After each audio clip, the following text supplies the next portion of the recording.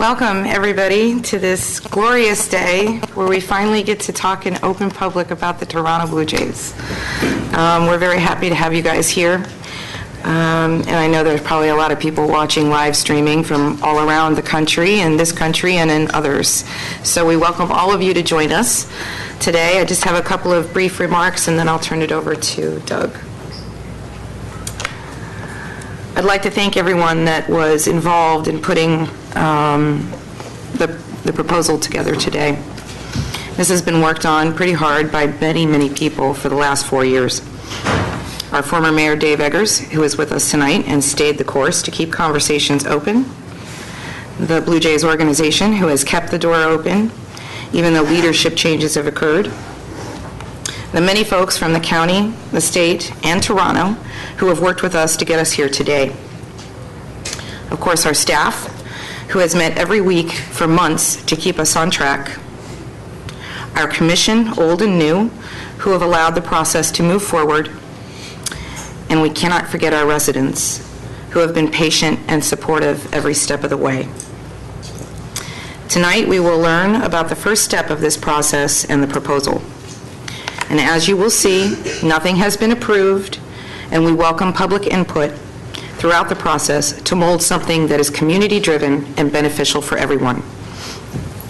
To my fellow colleagues, my commissioners, as your liaison to this issue and on your behalf, I've tried to ensure that our staff and the Jays have thought of or addressed every issue that I felt you may see as important for your consideration on behalf of our residents.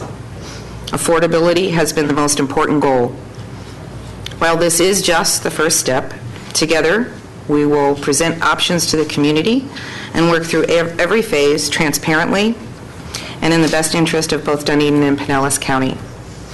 And I want to thank you all for your thoughtfulness, and I look forward to working with each one of you side by side on this very important issue. Regarding tonight's format, we will have a number of presenters. After each presentation, I will turn to the Commission for any questions they may have. Upon the completion of the entire presentation, I will again turn to the Commission for any final comments or questions. Once we've finished with our questions, I will open the meeting for comments from the general public. And after that, I'll come back to the Commission for any final comments they may have before closing the meeting. So at this time, I would like to turn the meeting over to Doug, who also has some remarks to make. Thank you, Madam Mayor. As she stated, tonight's the first stop on a journey that began for staff back on April 4th, 2013. That's the date when the then-seated Dunedin City Commission approved Resolution 1316, which demonstrated their commitment to keep the Toronto Blue Jays here in Dunedin. Since that time, in recognizing the pending expiration of the existing agreement, the City and the Blue Jays have negotiated in good faith under the precautions of confidentiality agreement. The Blue Jays have been a loyal community partner for nearly 40 years and wish to continue their base of U.S. operations in Dunedin. They have been open and candid in all of our discussions, allowing for true dialogue and exchange of ideas. They have compromised, like the City, where necessary and appropriate, but have never lost focus on that which we mutually seek to achieve. Tonight's our first opportunity to discuss publicly the work accomplished over the past 2 years, how optimistic we are that a deal can, in fact, be reached. We have a proposal before us, a concept worth further vetting. We are cautiously optimistic, though, that no deal has been struck. We must also acknowledge the need to stay focused and committed, as a significant amount of work and unanswered questions remain before we can say with certainty that the Toronto Blue Jays spring training and Florida League state baseball operations can remain in Dunedin for the next 25 years. We have a full agenda this evening, and we'll touch on many topics of interest to the community. There's a lot of material to cover, and we'll want to leave adequate time for the Commission and public to ask their important questions. With that, and with your permission, Madam Mayor, I'd like to turn to Vince Gizzi, our Parks and Rec Director, for some formal introductions of our partners and distinguished experts that attend us this evening as we start the conversation. Thank you, Doug. Thank you, Doug. City Commissioners, Mayor, I'm not sure this microphone is. It's not on. Can you hear me now? Yes. There we go. We can hear you now. But that broke some of the tension a little bit. First, I'd like to introduce Lainey Sheets, who is sitting on my left here, is very instrumental in putting the PowerPoint together and will help us with the process as we move forward this evening.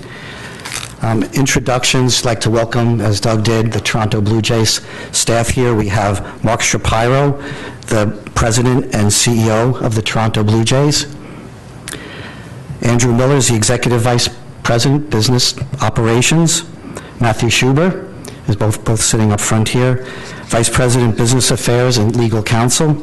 And Shelby Nelson, who all of you know is the Director of the Florida Operations here in Dunedin. Some of our consultants this evening, we have Mike Sabatini with Populous. He's one of the architects with the firm Populous out of Kansas City. Another architect that's here this evening is David Wood, another associate. Brian London is our economist with Bond Marketing. Andrew Lafiosa is with Nielsen Sports. He'll be one of our presenters this evening. And John Webb is the director of the Florida Sports Foundation. I'll be giving more introductions on them as we move along. The agenda this evening, we're going to start off, I'm going to give a brief history of baseball in Dunedin and also our site selection and how we came to the sites that were selected for working and continuing keeping the Blue Jays training in Dunedin. Mr. Mark Shapiro will be speaking, making some comments on behalf of the Blue Jays. There'll be design concepts and comparisons with other facilities by our architectural firm Populous and the Toronto Blue Jays staff. Traffic and parking conceptual plans, our traffic engineer Joan Rice. We'll have reports on the economic and media value, and that'll be done by Bond Marketing and Nielsen Sports. The project funding will be our finance director, talk about all our partners and the funding of this project, and our state grant, Florida Sports Foundation, John Webb. I call him the $20 million man because he will be talking about the state funding. Also, the project timeline, our interim city manager, Doug Hutchins, will be speaking about the project and the funding timeline, and then we will have the public input, and as the mayor mentioned, between each of the presenters, Mayor, you're going to have the commission comments and questions. So with that, just a really brief history of baseball in Dunedin. The first ballpark on the present site was built in 1930 on land donated by Dunedin Mayor Albert J. Grant. The field was officially named Grant Field in 1938. The original bleacher seating was replaced in 1954 with a concrete-covered grandstand that seated 35,000. I'm sorry, 3,500. 3,500. I had an extra zero there. The whole city would be there. The new facilities. The history of Major League Baseball in Dunedin began in 1977 when the expansion team, the Toronto Blue Jays, played their first spring training game. The Blue Jays evolved from an expansion team to a two-time World Series champion, 1992 and 93. The baseball facilities on Dunedin also grew to an international destination. In 1990, the capacity of the stadium was expanded with the addition of new grandstand and aluminum bleacher seats.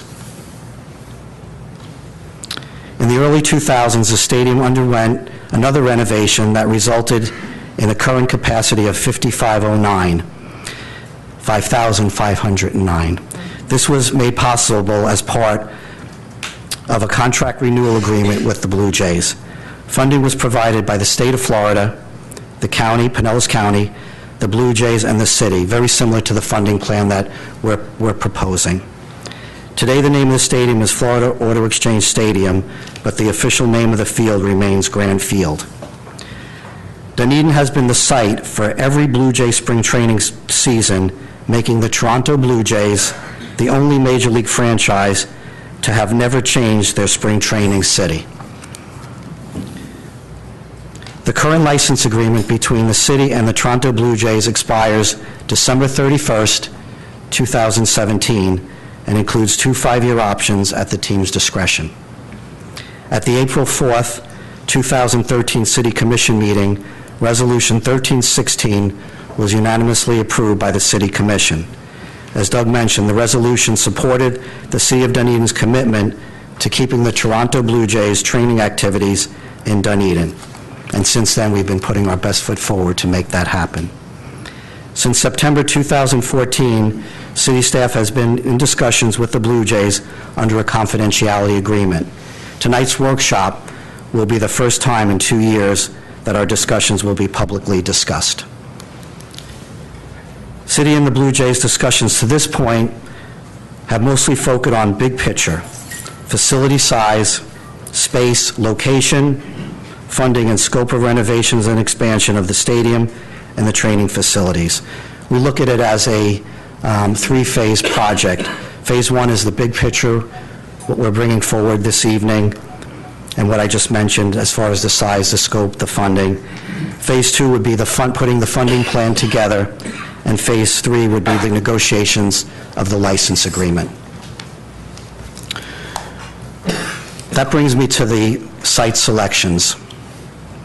Ideally, the Blue Jays would have preferred all their facilities, stadium, training complex on one site. However, 70-plus acres of land was not available in one location in Dunedin. Then discussions took place to look for a site that could accommodate stadium and at least one additional full-size practice field next to the stadium, wherever that stadium would have been. This would reduce the teams traveling between the two sites, having that additional field next to the stadium. 4 sites were evaluated: the existing site on Douglas, the former Nielsen site on Patricia, Dunedin Sterling Links, and the Vanek Engelberg complex.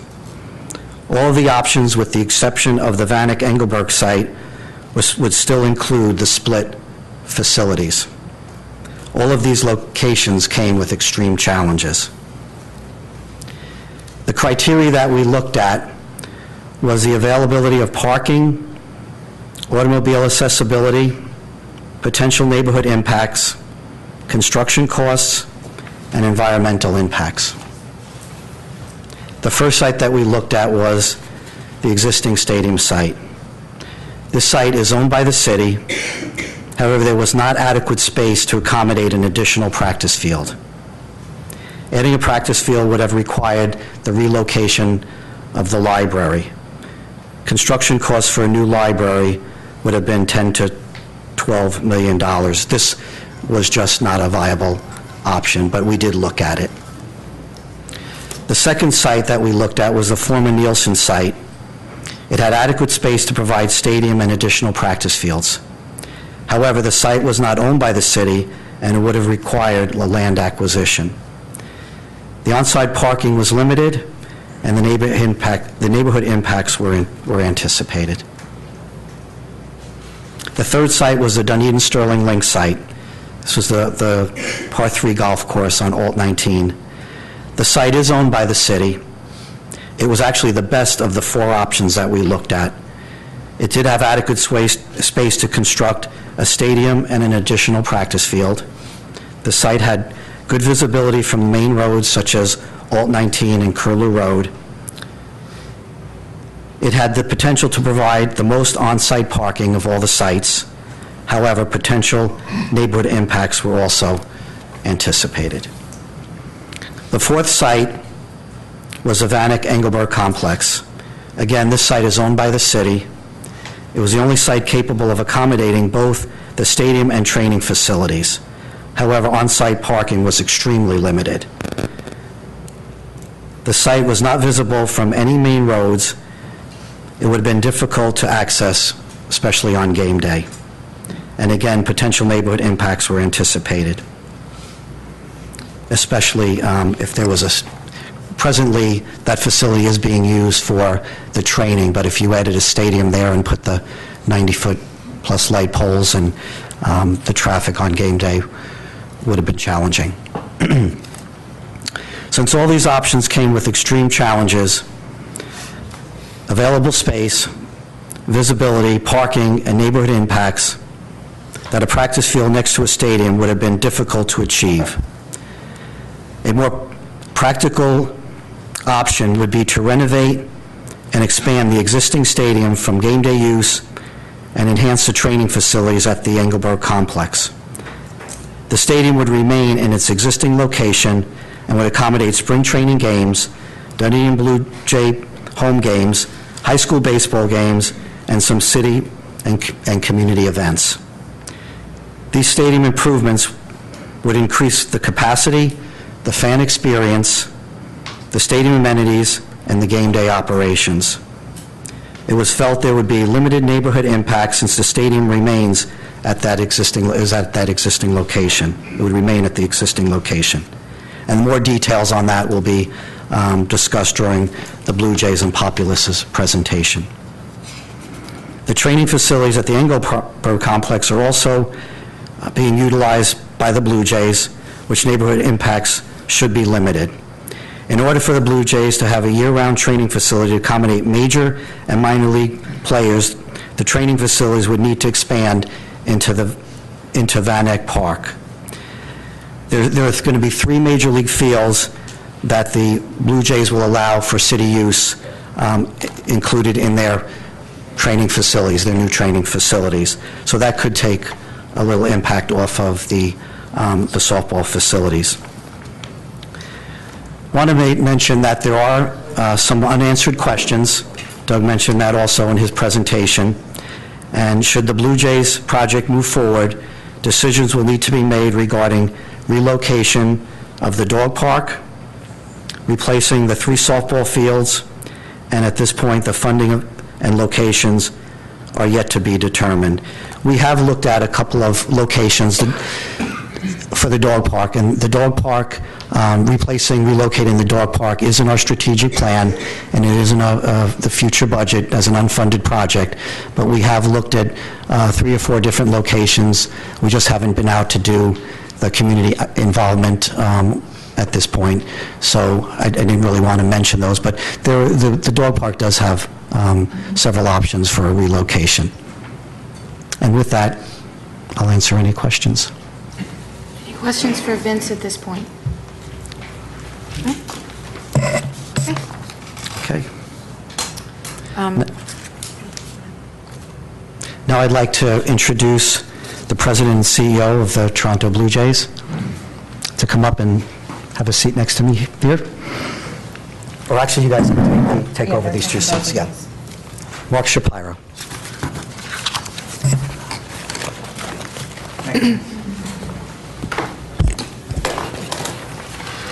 Thank you, Vince. Welcome, John. Madam Mayor, Commissioners, thank you for the time. I have to admit it's a little awkward being here when the team is playing a crucial game in a pennant chase tonight, but I think I can certainly be of more use here than I can be watching them play this evening. There's no question about that. So it'll give me a way to dull my nervousness as I watch the season unfold. I will tell you this, and I've told a few of you this before. 1 year ago, or just a little bit more than 1 year ago, I was involved in a life decision of whether or not to join the Toronto Blue Jays after 24 years with the Cleveland Indians, almost my entire professional life. Only about 3 issues before I made a decision, once my family was on board, did I raise to ownership of the Toronto Blue Jays. One was, were we aligned behind the renovation of Rogers Center. It's a massive project. One was, very importantly, how we were going to operate and run our team and our organization, and changes I felt needed to happen. But third, and only 3 things that were essential to me was, were we aligned at how we looked at the importance of where the Toronto Blue Jays train. I'm not going to call it our spring training home, because that's a misnomer. That's the key misstep that most people take. It's where we have our U.S. base of operations. It's where we train 365 days a year. It's our home. It's where we conduct operations. It's looking at our facility in Florida as a competitive advantage. It's looking at it as a resource and a tool. And only after I got alignment from ownership on those 3 things did I ultimately make the decision to come here. So I say that to provide you with context that this is not just one thing to check off in a list of issues for the Toronto Blue Jays. This is not one small matter for us. This is a matter of extreme importance, and what I really believe is one of the greatest opportunities that the Blue Jays have as an organization, to elevate our operation moving forward. Some things that, I came in with a fresh set of eyes, and I was talking to Matthew before, and we were laughing. I had a breakfast with him during my transition period, and my first comment to him was, tell me spring training's not done. Tell me the deal's not done.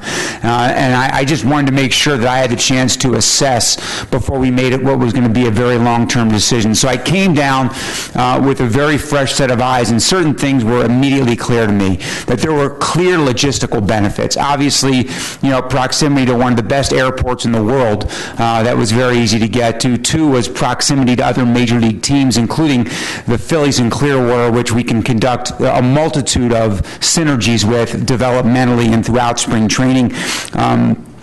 Three was something that people don't, and I think is important for the conversation today, people don't mention enough, and that's the ability to have affordable housing for a broad range of people. And when I say broad range of employees, I would say everything from maybe a Gulf Coast League trainer to a Major League Baseball player. Because how many spring training facilities in the country could ever present us the opportunity to have our staff live and work and really take advantage of a training complex and a rehabilitation complex for all those different levels of an organization and all those different levels of salary. So that was a huge benefit. And I think one of the other things that goes unsaid is that our Latin American players, the proximity and ease to get here and the comfort with being here over what I'd experienced being in Arizona was a huge plus as well. So the logistical benefits that maybe I had not thought about prior to coming here were immediately clear. What was probably more overwhelming and maybe for me cemented the support of why we're here today was two things, really. One, the tradition, because baseball is the one game that really is bound in tradition, and that generational appeal to me is why I'm in the game today. My father's love for the game and that bond I have with him, and when I look out and see grandmothers and grandchildren and sisters and brothers, and no matter where I am, whether I'm watching games here or any ballpark throughout the country, that generational appeal is so important.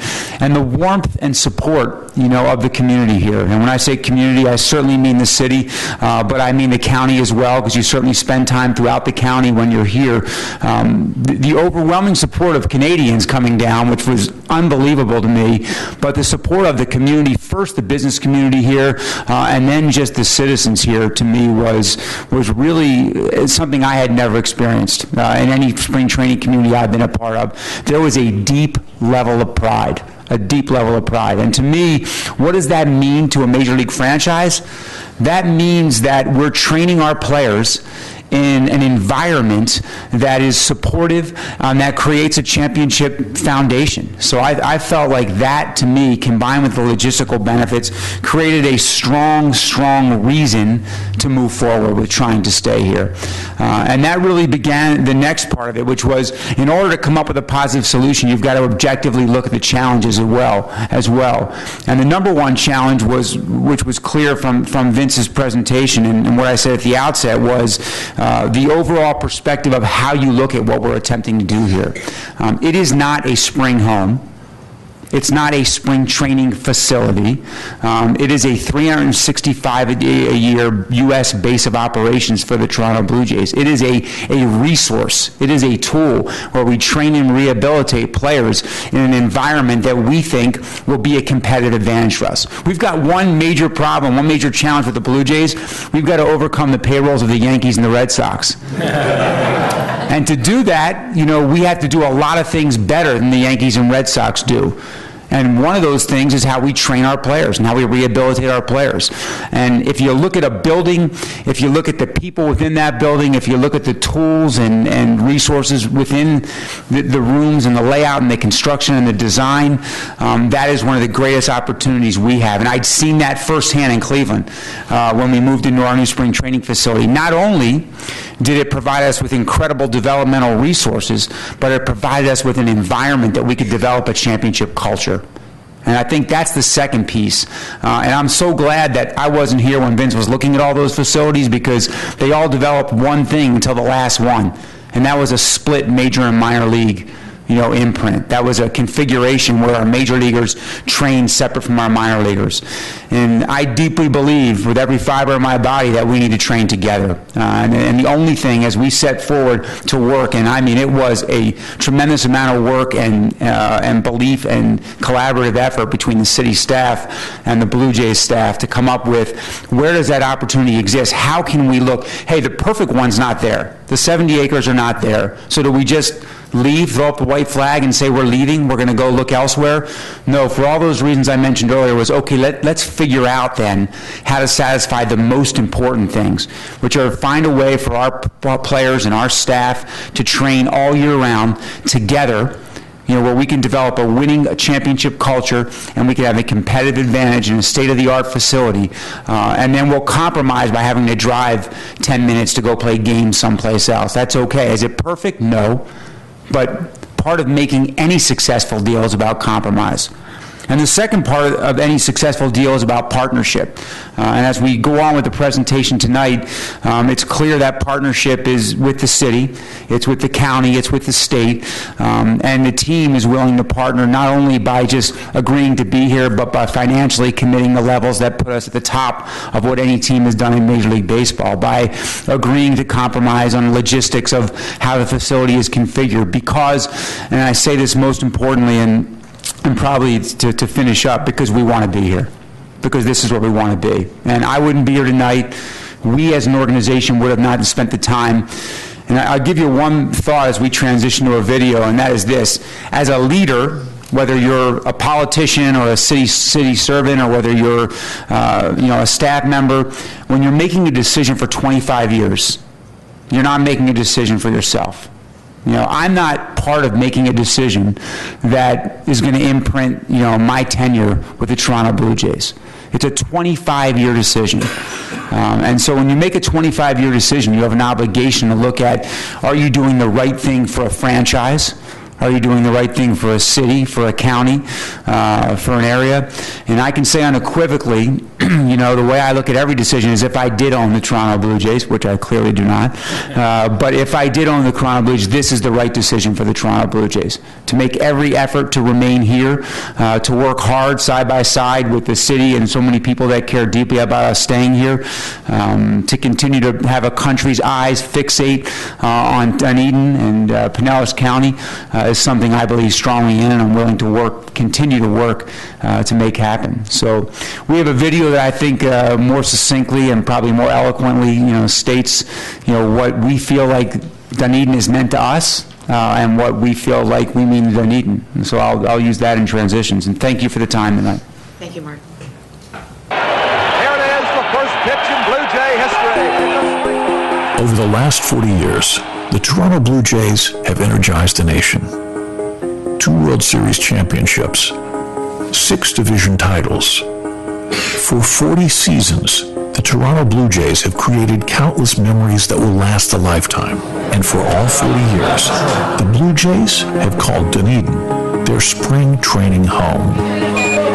I think that the month of March and spring training is the most exciting time of the year for us here in Dunedin. It just adds an air of excitement like nothing else. Sentimentally and economically, they're a huge, huge boon for us. We always gear up for spring training every year. We expect lots of fans down on the beach. They love baseball and they love the Jays, and if they're Canadian, they come here to watch them. We're from Brantford, Ontario. Manitoba. We're from Ottawa, Canada. We're from Regina, Saskatchewan. I'm from Miramichi, New Brunswick. From Guelph, Ontario. We live in Markham, just north of Toronto. We're from Toronto, and we've been coming here since 1988. This is, I guess, my 9th or 10th trip. Amazing. Such small towns, feel kind of quiet, and it's friendly. We couldn't wait to come down. We love the shops, we love the restaurants, we love everything about Dunedin. Spring training, that's all we came for. That's where the Blue Jays are. Blue Jays fans are not just from Toronto. They're from all over Canada. 36 million strong. Welcome to Dunedin, Florida, where the temperature is 26 degrees. The sun is bright, not a cloud in the sky. And for those of you north of the border, we wish you were here. Staying with the theme of Florida, because we're so jealous of the weather. In Toronto, with the wind chill, it's minus 27. Oh, you're going to rub it in, yeah. But today, we have an absolutely perfect day for baseball. For Canadians, spring doesn't start on March 21st. It starts in February, when pitchers and catchers report to Dunedin and Pinellas County, Florida. All eyes turn south.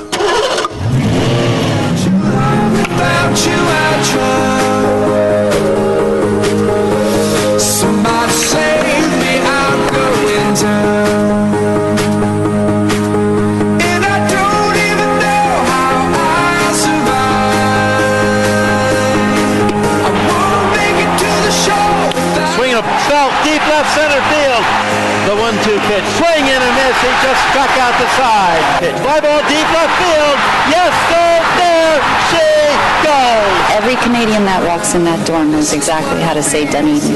We can't pay for that kind of marketing. I know that everyone in Toronto knows the name Dunedin.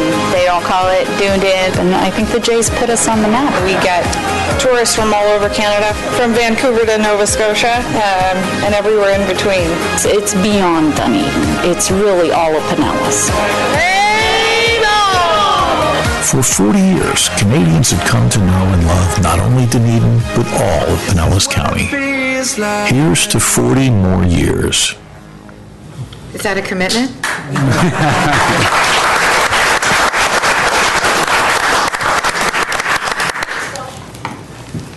Madam Mayor, City Commissioners, on behalf of the Blue Jays, we're extremely appreciative of this opportunity to present to you. As Mark so eloquently said, and as the video showed, Dunedin in Pinellas County has had a tremendous impact on the Blue Jays organization and our fans. Is an important place for us in the history of our franchise.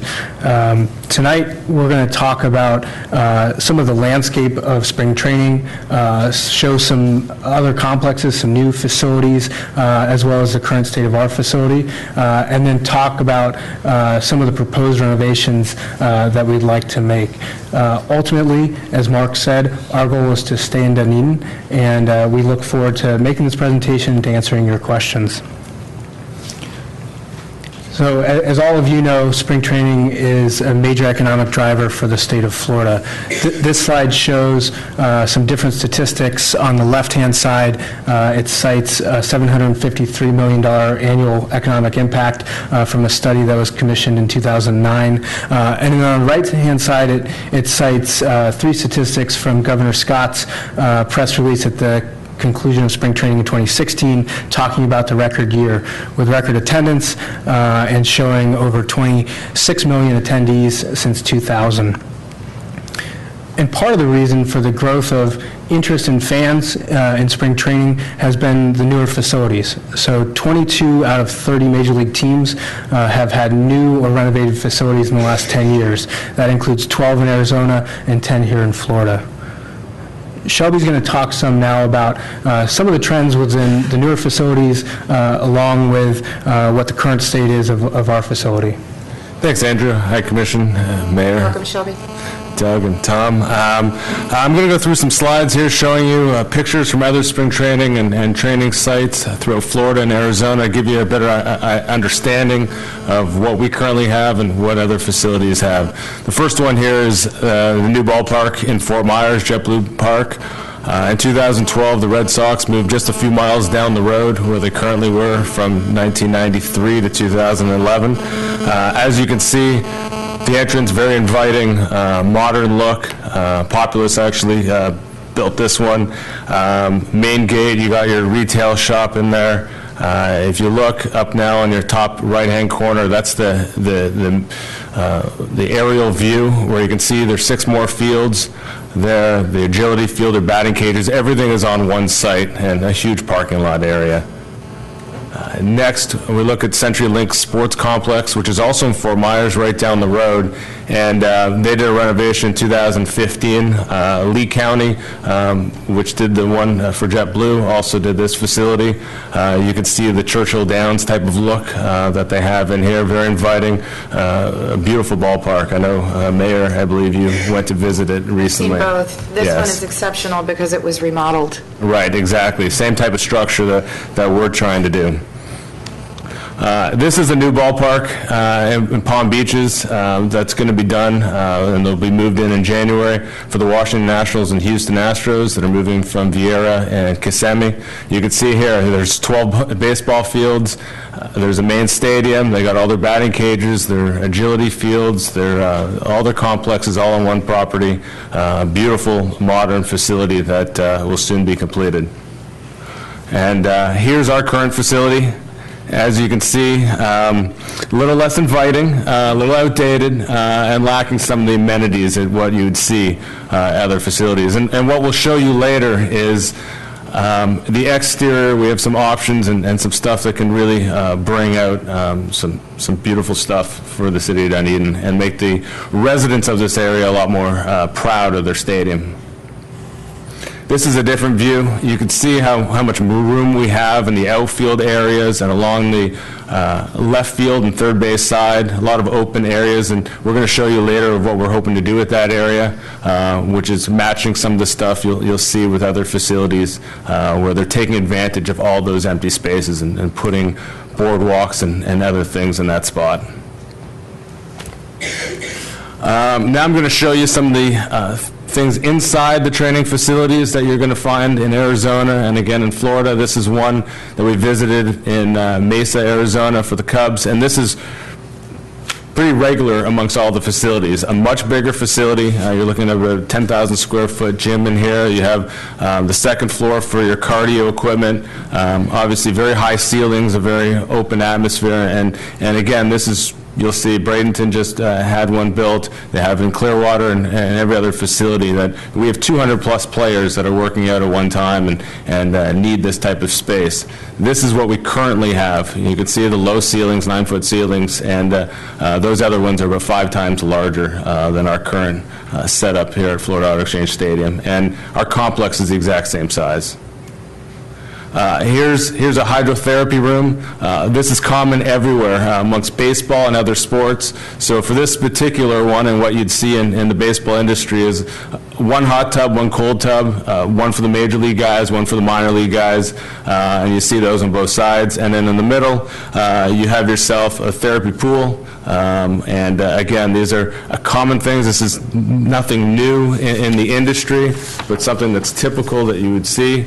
And unfortunately, this is what we're currently working with. You got our 2 small cold tubs.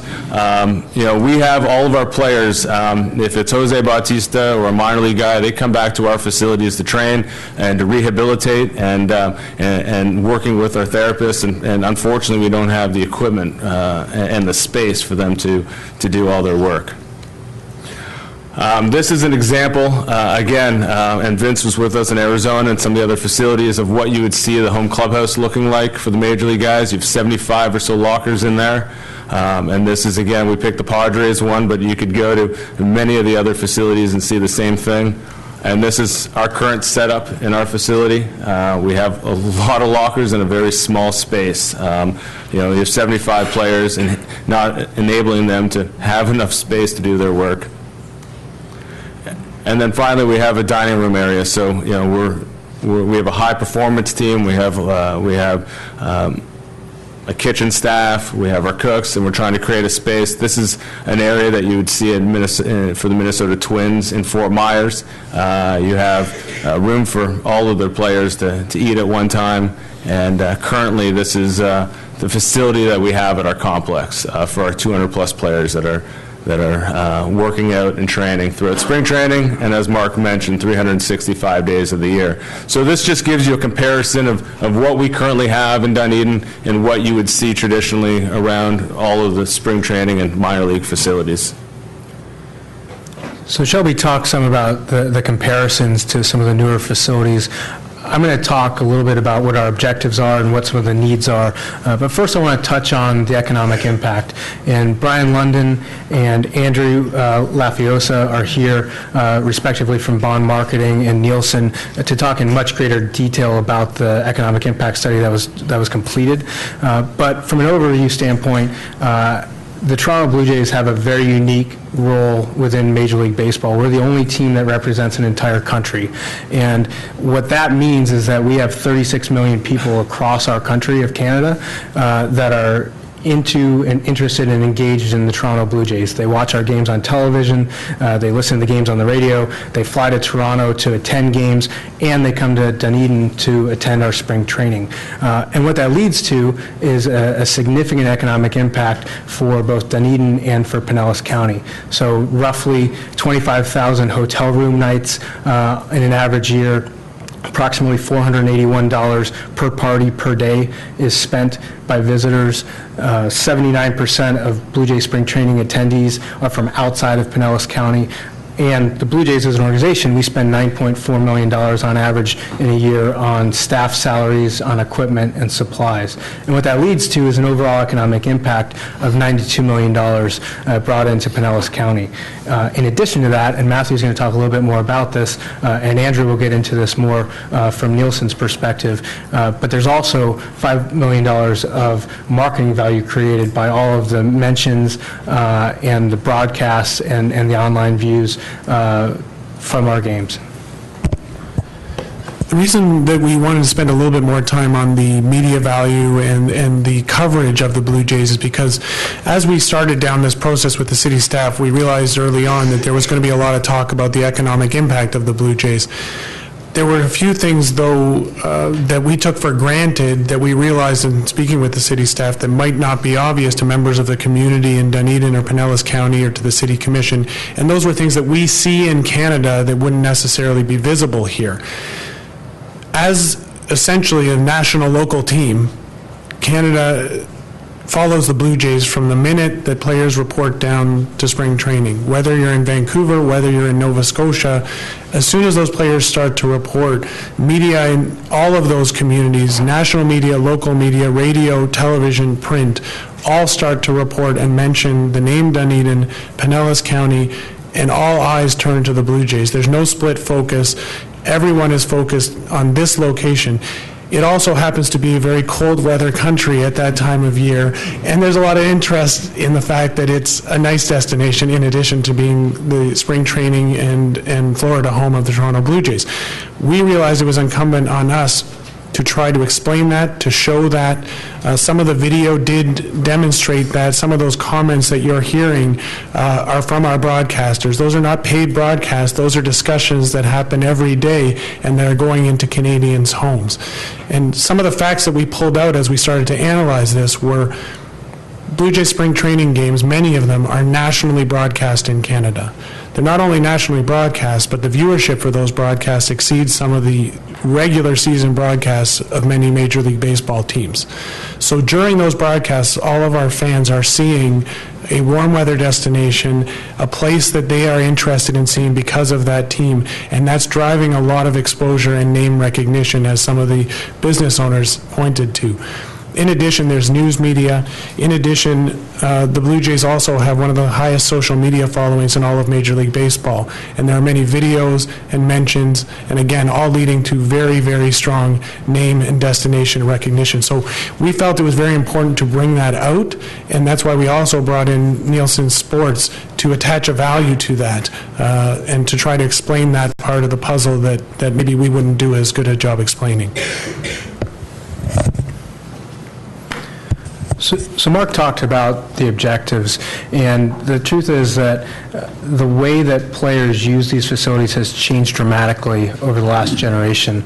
This is no longer a facility where players, show up in February, play catch for a couple weeks, and then go play baseball. This is a year-round, 365-day-a-year training facility, and we use it throughout the year. We have player development programs that extend across the calendar. We have rehabilitation that goes on throughout the year. So our objective is to find a place where major league and minor league players, staff, coaches, trainers can all train together in one area. This is important for a number of reasons. Players learn from each other, staff members learn from each other, and to have the best facilities in one location provides us the best opportunities to develop major league players. Our goal is to provide players the resources that they need to become successful major leaguers. And those resources could be coaches, staff members, medical, physical, strength and conditioning, or it could be the actual physical resources of the building themselves. And we believe that if we provide these types of resources, we can we can have the best chances of creating a sustainable championship caliber major league team.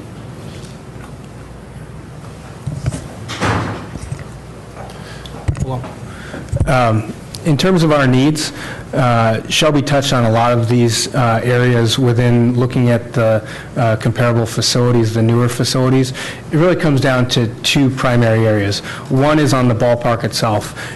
Our goal is to create a ballpark in partnership with the City of Dunedin that the residents of Dunedin and Pinellas County and Blue Jays fans can be proud of. And in order to do that, we need to create the experiences and the facilities that fans are looking for. And what we've seen and what Populous will talk to later is that trends have completely changed in the way fans use ballparks, the way they use entertainment venues, the way they socialize over the last generation. And that's not just true here in Florida at our facility here. It's true at the Rogers Center. It's true in Major League ballparks across the United States. That fans are looking for very different things. They're not looking for a fixed seat where they sit and watch a game for 9 innings. They're looking for connections. They're looking for areas within the ballpark where they have ability to view the field. They're looking for targeted segmented areas that they can utilize depending on who they're with, whether it's with business clients or family members or children, that each of those may be a very different experience. And our obligation is to provide a venue that allows people to interact in the way that they wish, regardless of who they're with. And that has changed dramatically. So, Shelby showed some of the boardwalk areas, the tiki bars, the suites, the children's areas. All of those are very unique and provide a variety of different locations within a ballpark that we don't currently have today. And the second is what we've been touching on throughout, which is our complex and having an area that all of our staff members, all of our players can utilize to train together in order to have the best resources in one location.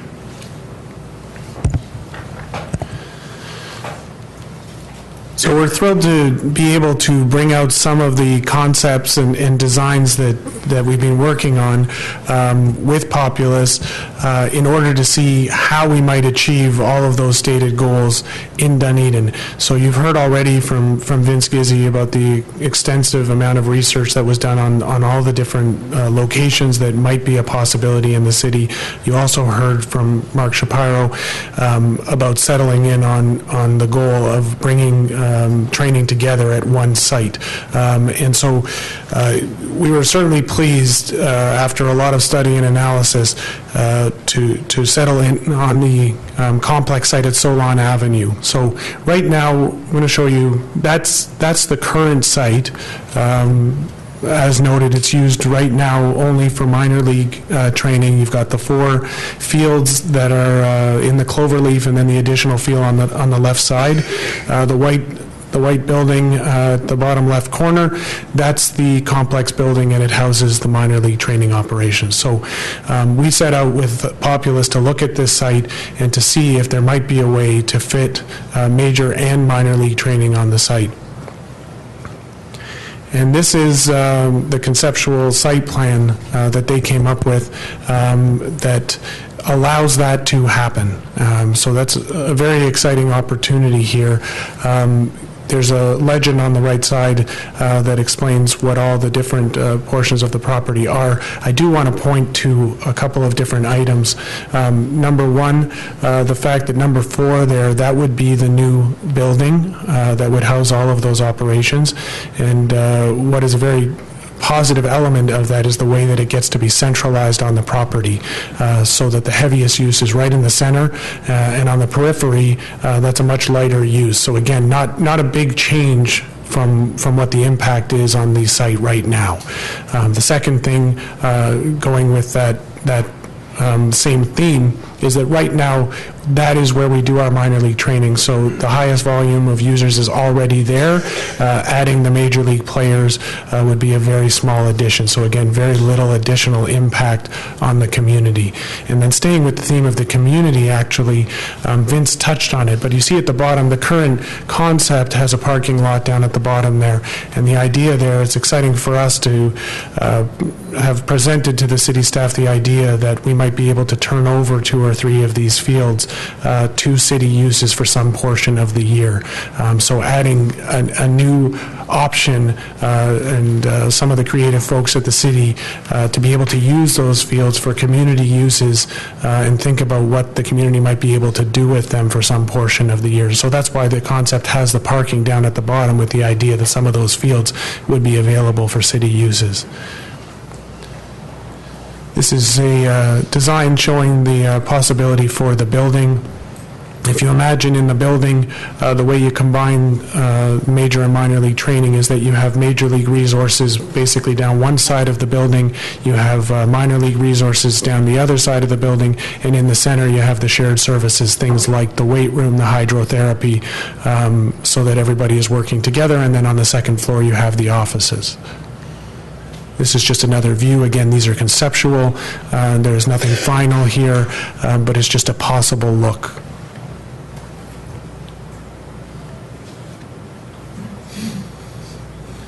Now moving over to the stadium site, again, as people have mentioned, we focused in to try to keep the stadium at the existing location. The challenge that we set in discussions with Populous was to say, what can we do here that can bring all the amenities that you've heard about, the amenities that fans are used to, the variety of different spaces and experiences? How do we bring that while retaining what's great about the current facility? And that is the intimacy, the old-time spring training field, the fact that the fans are so close to the action. Is that possible?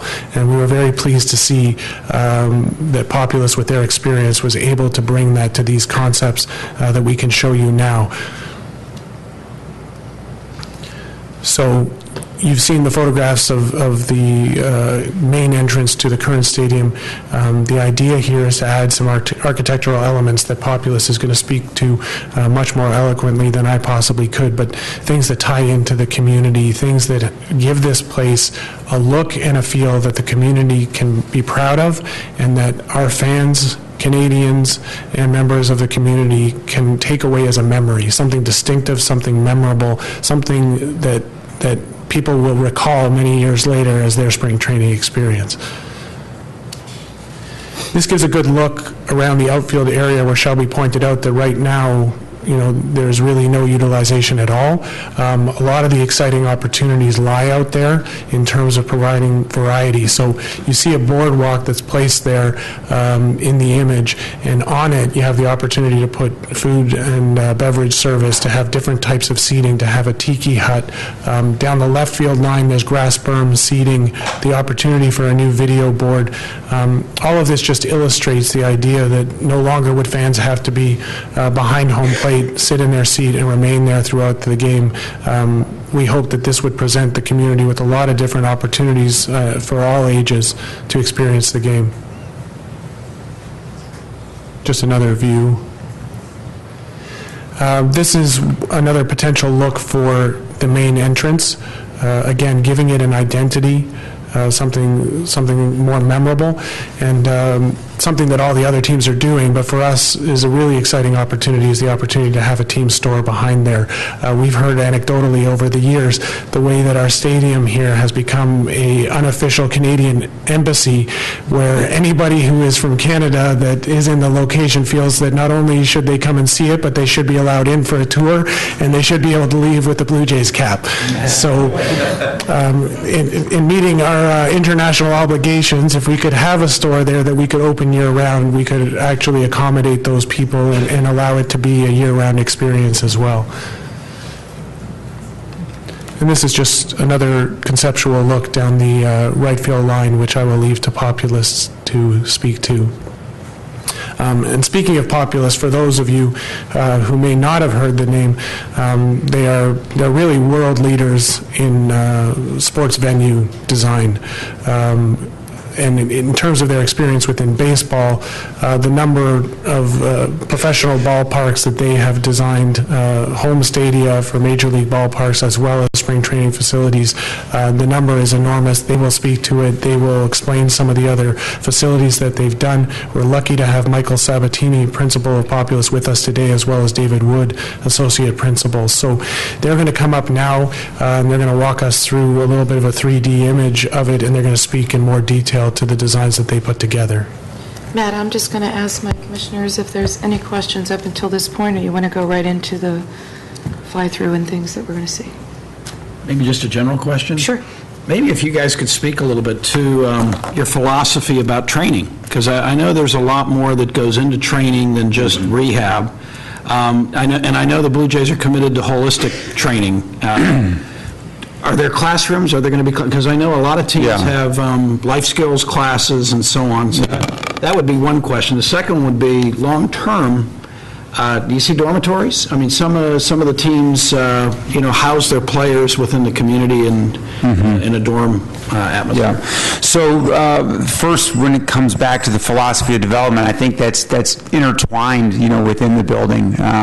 Two pieces to that. One would be flexibility, because as you think about how you use a building and you think about where the resources lie, the one thing I can tell you is we don't know where they will lie moving forward. So maintaining some flexibility, and you'll see those spaces that may be called a yoga room or a classroom, but it may not be used precisely for that, as we progress over time. So maintaining some flex space, maintaining flexible use of the space is integral, because as an organization, we're a learning organization and we seek to get better every day. And so where that will take us, I think none of us know. The overall philosophy of development, I can tell you, is one that is athlete-centered, meaning that instead of having just a bunch of resources we throw out and that it's up to the athlete or the player to try to figure out, from the menu what fits, we have a team, a high-performance team, that look at each player from a mental performance standpoint. How do we maximize that side? To a physical, which has to do with certain traditional areas like strength and conditioning, flexibility, but it also has to do with hydration, sleep, recovery, and the science of recovery, and where are the opportunities there to, again, to gain competitive advantages. And then fundamental, which is baseball, run, hit, throw, pitch. And again, I think there are resources and tools, whether it's video, whether it's technology that exists to help us train our players. And in the end, the overall philosophy of development is pretty simple, that every player has a level of potential. That potential exists up here. Every player has a level of performance, which usually is here, and development is about bridging the gap between potential and performance. And organizations that have the ability to help players both be on the field more, because in order to develop, you have to be on the field and healthy, and then have the greatest tools. Coaches are one of those tools, but so are the different facilities and resources that lie, equipment that lie within it, and a way to communicate and apply those tools, which is a plan, a roadmap, ultimately gain an advantage over teams whose players aren't on the field or aren't reaching their potential. And so I think that's the way we look at the building, and exactly what those rooms will be. I can tell you what they would be next year or the year after, but I can tell you that we have an organization of people committed to finding out what they will be in 6, 7, 8 years from now, and we don't know. Does that answer your question on that? Yeah. And when it comes to a dormitory, it's clearly something that we would want. And again, but this process is one. I think that dormitory probably speaks to the nature of compromise. That we're not building, although it's an incredible facility that I think will satisfy what we want and what we hope and what we need. We're not getting everything, and a dorm would clearly be a benefit. It would clearly be the best thing to have. But when we look at is it possible to do everything? The cost of building a dorm, the extra space required, as well as the maintenance required of a dorm. There are a lot of examples of what it takes, and having gone down that road, twice before, and looking at building spring training facilities, as well as initially considering that on the menu of alternatives here, that was one of the things that we just felt we were not able to consider here. Thank you. Any other? Nothing further. Fabulous. Welcome. Thank you. Good evening. Good evening. I'm Mike Sabatini. I'm from Populous. I'm here with David Wood. We're both principals at Populous. And before we start, we have a quick little animation. When we first approached this, we looked at the stadium with the Blue Jays, and it has great bones. I can tell you that. Matthew alluded to some of those things that make it really a special place. And what I think we can confidently tell you is that we can add to that, enhance it with all the things that we've done in previous facilities, and to create really kind of a unique environment and really focus on the fan experiences. And that's what this video kind of shows a little bit about that. Go ahead, show me. So I'm going to quickly kind of narrate a little bit about this. We just came over. We're down at the right field, Tiki Hut, new type of seating. Andrew kind of alluded to variety of seating is what people are talking about. And it's not a static sport, and neither is the fan experiences. Outdoor seating, covered seating, providing shade, a new video board, that also can be used for movie nights. We're seeing a new grass berm seating, again, adding to the intensity of the game and adding to the intimacy of the game. New super voms. We're finding that as something that adds to the kind of the nature of the game, bringing in breezes. The play down here, we're focusing on adding new shade structures, extending the canopy that's there. And then the architecture is really, as Matthew said, it is right an ongoing process. We need a lot of input. But the idea here was creating beach huts. That's a potential restaurant, club area. The idea of creating this icon, memorable piece of architecture, using the brick to announce the team store, things that are existing here. The scale, the existing site, it's a residential area, it's small scale, using architecture to break down that scale. And then providing new areas for the fan, the family. I think what baseball does, it reaches from people that are out there with their scorecards, marking it down to families, trying to increase their fan base. And that's what I think all baseball teams are wanting to do about. A little bit about Populous is we're an international firm. We employ about 500 people, 275 in Kansas City. Dave and I are both out of Kansas City. We do all types of facilities where people gather to watch sporting events, whether it's Olympics, NFL, NBA. But the one thing that we're really passionate about, and Matthew talked about it, is baseball. You can see by the numbers, 25 spring training facilities, 19 Major League Baseball, and almost 50 minor league or collegiate facilities. That's what our passion is. Dave and I, Dave's been in baseball for 20 years. I've been designing facilities for 25 years. This is what we do, and that's what it's all about. So I wanted to share with some of those facilities. Some of them are close by. We've talked a little bit about them already, but just talk about a little bit of our process.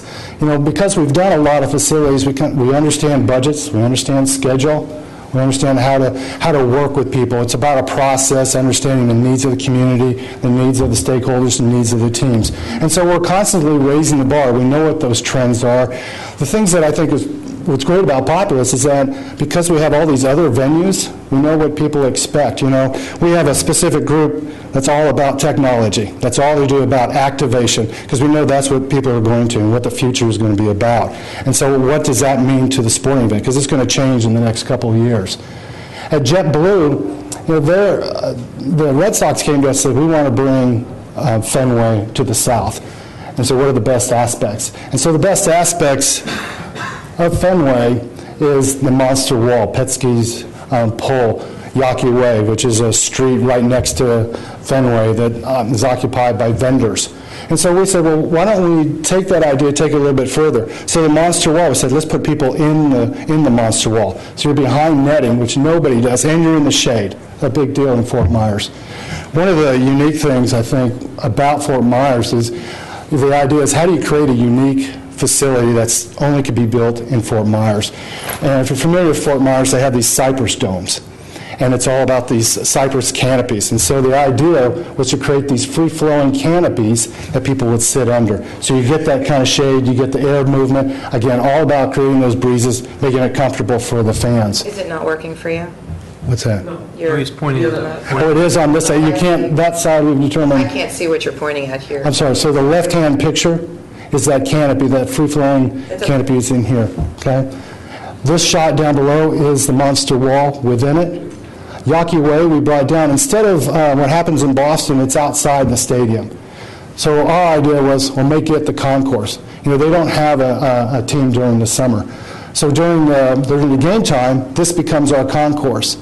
and then during the non-days, it becomes straight a street. So it's the idea of becoming very efficient with how you do things. We don't have a lot of permanent concession stands. There's no need for it. We bring in food trucks, vendors. So that happens. We just provide hookups. So again, just talking about more being efficient about how you build things, doing that. And then the idea of the brand.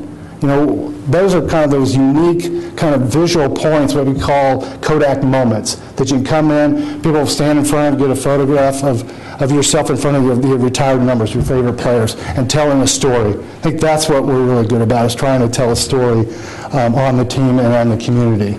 The next project is at Hammond Stadium at Fort Myers. Well, I just brought a couple of photos of that. What's interesting about this is that they actually wanted a dorm. They wanted to bring the dorm. There's a lot of consternation. There's another story about how they got the dorm. But what's interesting about the Twins is they said they're about family.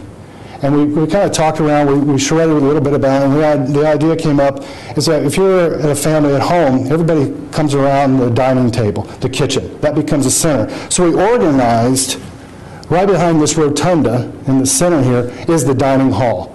So that's where all the players come together. That's their family. And everything around it, the auditorium on the left-hand side, classrooms on the right-hand side, and then the dorms on the other side.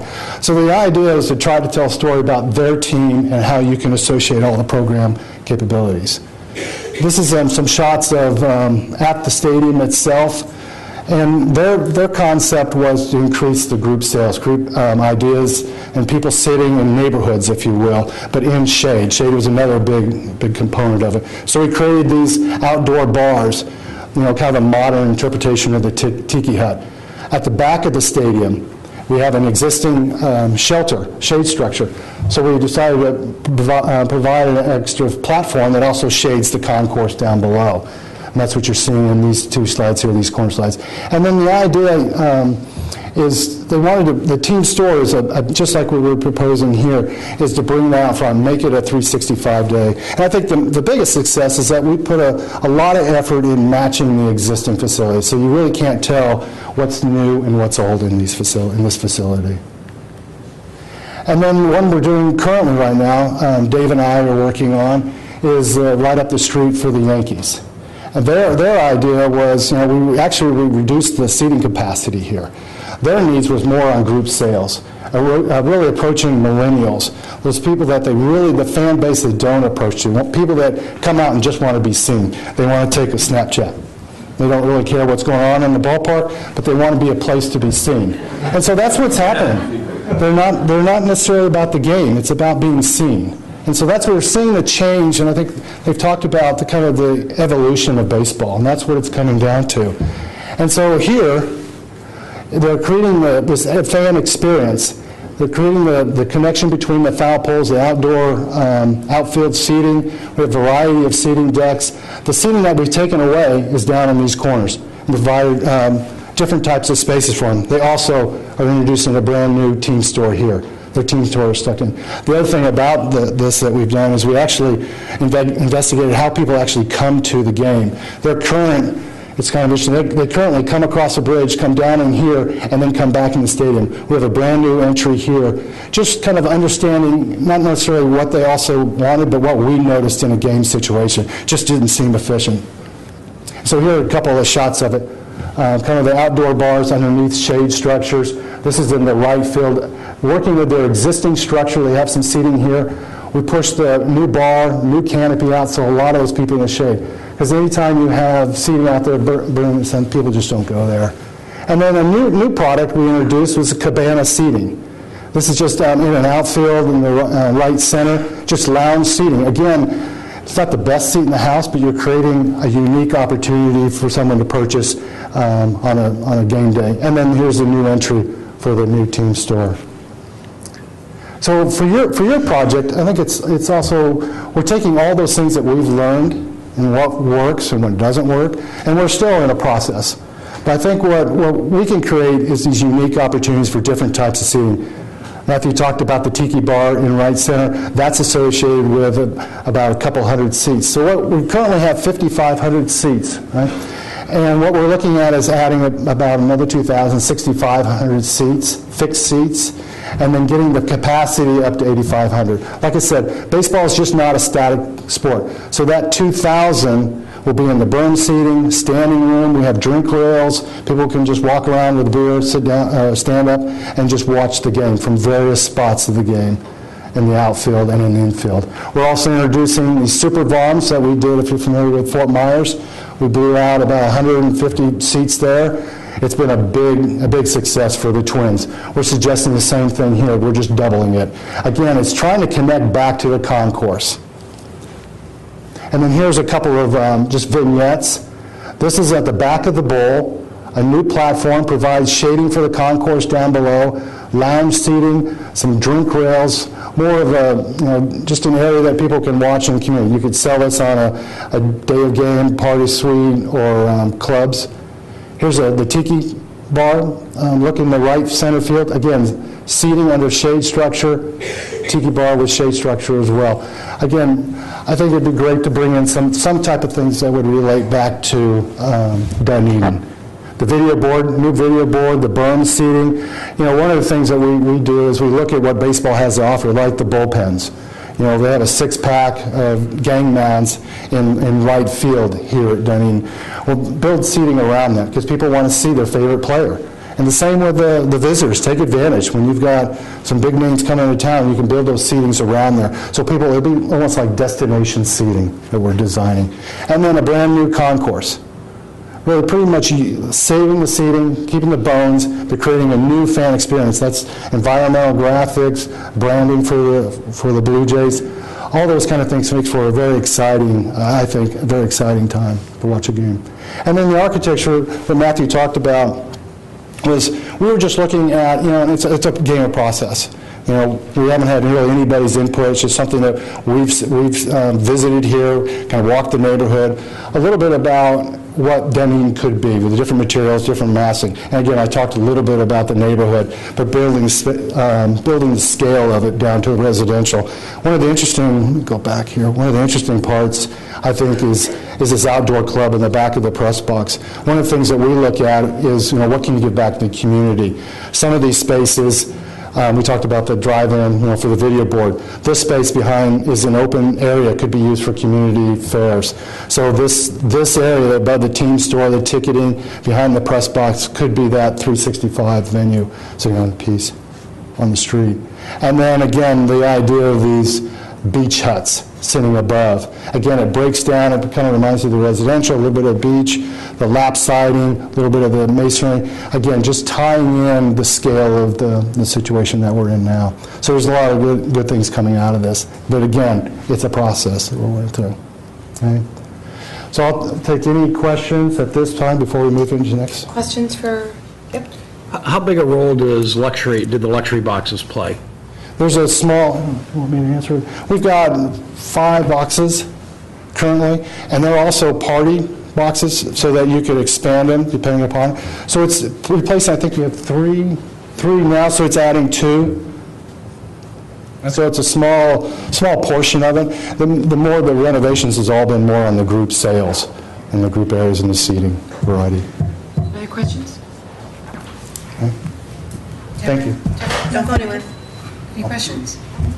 And I think for tomorrow night's meeting, we're showing a few architectural options for the community to weigh in on, right? Right. Because this is just first. It's our first blush at it, and we have 2 more options that are showing options in different materials, different scale pieces for concepts.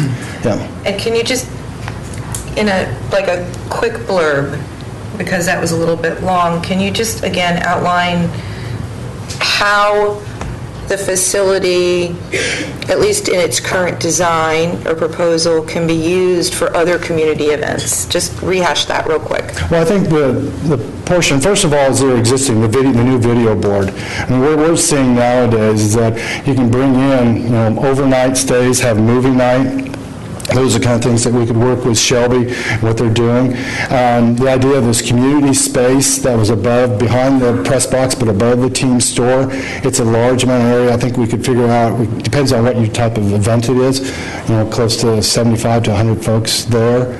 It's a sheltered, it's not fully covered, there's trellises, so you could do some activities at night. I think those are kind of things. We've also looked at other activities. The field is sizable. If you wanted to play football there, you could. Lacrosse is a little bit harder, but you can do other field events there. It really depends on your groundskeeper. We've been finding the groundskeepers really don't like us coming in. Yeah. So that all depends on how they do it. But there are spaces there that can be used for community rooms. And I think, and again, in the player development, there are a lot of rooms, and I guess it comes down to how the Blue Jays would like to do it, but there are some spaces that we've organized that are really on the public side of it, if they will, that could be utilized as well. That you wouldn't interfere with the private activity. But again, it has to work with what Shelby and his group are going to do. It's a large gathering space for the community. You can have other events there, Halloween, Taste of Dunedin, bring in vendors, things like that. Mm-hmm. Okay, and what about concerts and that type of thing? We've done many concerts in there, and they can vary. You can have a small, we've done quartets where they're just at the home plate, and you have a small venue. And then they certainly start to move out. We've provided hookups, and most acts bring in their own equipment. All you need to do is provide power, and a lot of them come in with their own generators. So you just have to provide field access, and that's what we've done. But and I don't know how many you do right now, but it's a capability to max out to that 8,500. Obviously some of those seats might be behind, but there's an opportunity for that to happen, yes. And you were talking about technology. In your design here, how far do you go with technology? Well, it's, Wi-Fi. I mean, we're finding, we've built in the price for, that, when you have 8,500 people working this, we've got a robust system that you'll be able to connect and get out. And I think you tie it in, I think it needs to tie in with what the Blue Jays have in mind in terms of if you wanted to get a hashtag, if you wanted to be able to communicate with the board. It really depends on further development of the program. But this is such an important piece to the whole puzzle, and we know that, and we've built that in the infrastructure. And then my final question is, I know you're looking at construction as well. What philosophies have you all taken in regards to environmental sustainability? Nowadays, in terms of the LEED certification, those things, nowadays it is just a matter of fact. You have to do it's the right thing to do. And so in all our projects, we've set a goal, at least at the minimum, to get certification, the attempt to get certification.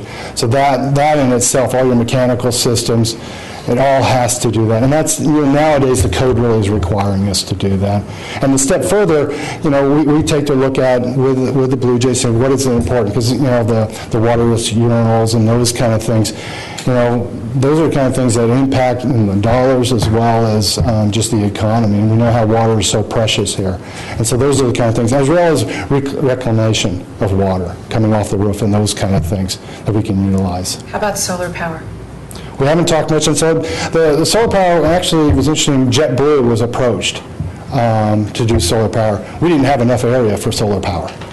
It was kind of interesting to produce the amount of square footage they needed. We just didn't have the space for it. We were going to put it on roofs, we were going to put it on the canopy, and it came down, we just didn't have enough square footage. That was there. That was there, yeah. We haven't looked at it here. We haven't looked at it here. Love to see you look at it here. Okay. Thank you. Uh-huh. Okay.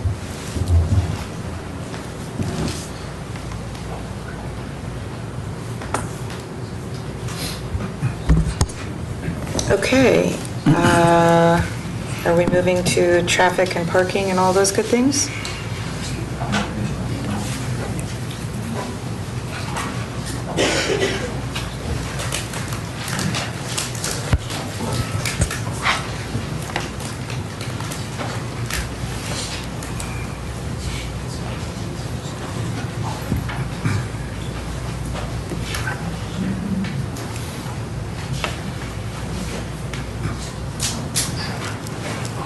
Good evening.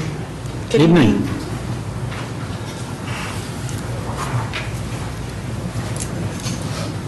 Okay. My name is John Rice. I'm a traffic engineer for the city of Dunedin. I have 4 slides to go over with you today. This slide here that you see is an aerial view of the existing Van Eck Park and the access points. Garrison Road is to the west, or along the left side of the slide. There's a driveway entrance to the park on Garrison Road. Thank you, I'm sorry. Do you want me to start over again? No. Thank you. On the east side is of the park. On the right side of the slide, there's a pedestrian bridge at the end of Laurelwood Lane. These 2 access points take you to the playground, the ball fields, and the dog park. North of the park is Garrison Jones Elementary School, with vehicle access from Garrison Road. The school property is shown in yellow on the slide. There's also a pedestrian access between the school and the park near the old inline hockey rink. Although the school has a parent drop-off pickup line on their property, parents have found this back access point to the school to form a secondary parent drop-off pickup line. The white dashed line shows the route parents use to go in and out of the park from Garrison Road. Also, students can walk to the school using the pedestrian bridge from the east. That's shown as the dotted yellow line. The next slide shows an aerial view of the proposed complex. To accommodate school access, a secondary school car line could be constructed using the existing city parking area abutting Garrison Road and the vacant school board property. This secondary parking loop would allow students to enter and exit vehicles while on school property. The new pedestrian access along the east side of the school would continue to allow students to walk from their neighborhood to the east. So these are the access points for the Van Eck area. Are there any questions? No? Thank you. Have you spoken with the school about it? You've spoken with the school board about it? Yes, I have. It's something that we will have to work together to accomplish. The next 2 slides are about the stadium site. This slide shows a conceptual stadium shuttle route and parking. With the additional seating, there will be a need for additional parking. A shuttle will create a park and ride option to the stadium on game days. There are 6 parking lots shown that are additional parking spaces in existing locations or potential parking lots that would need to be leased.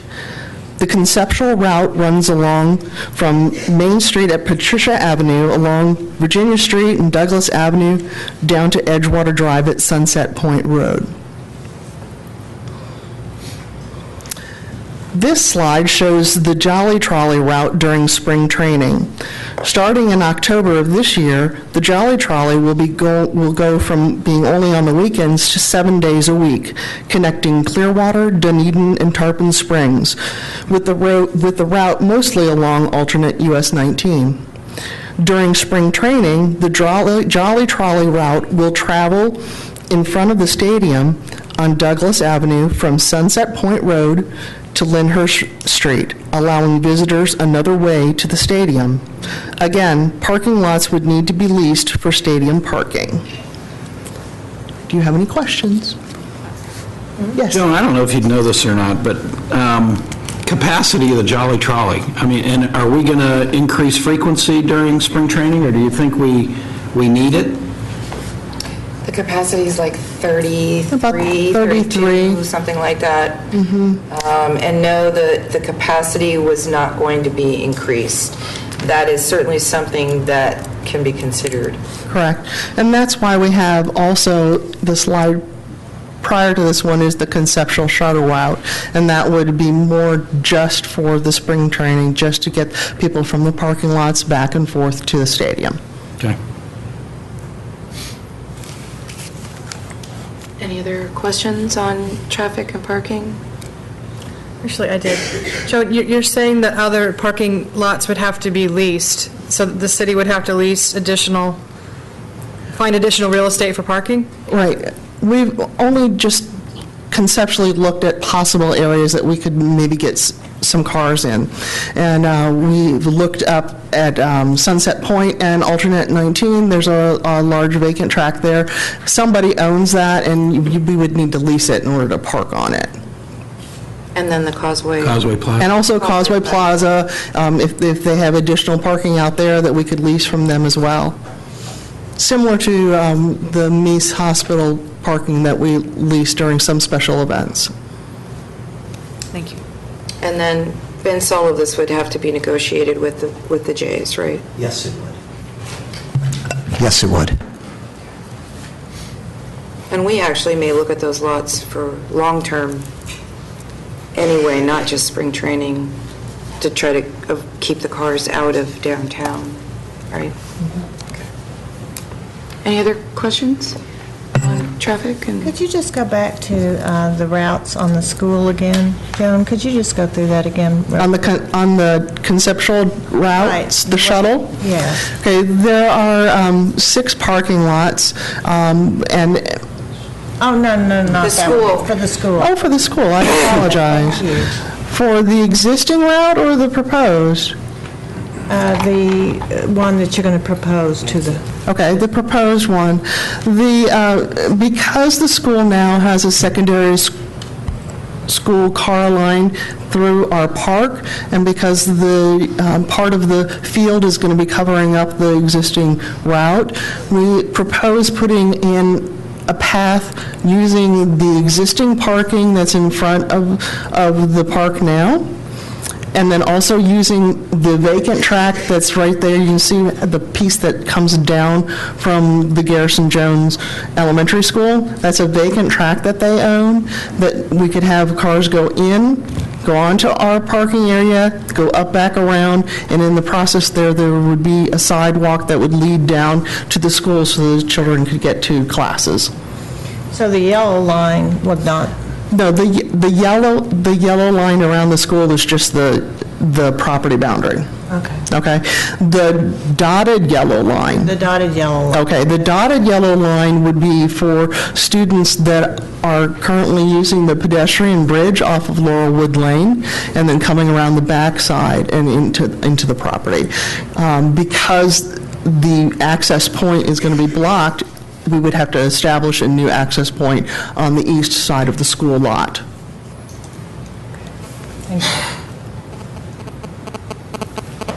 Yes, sir. Vince, a quick question. The 2 fields we're looking at the top of the picture by the school are not currently part of the complex. Is that correct? That's correct.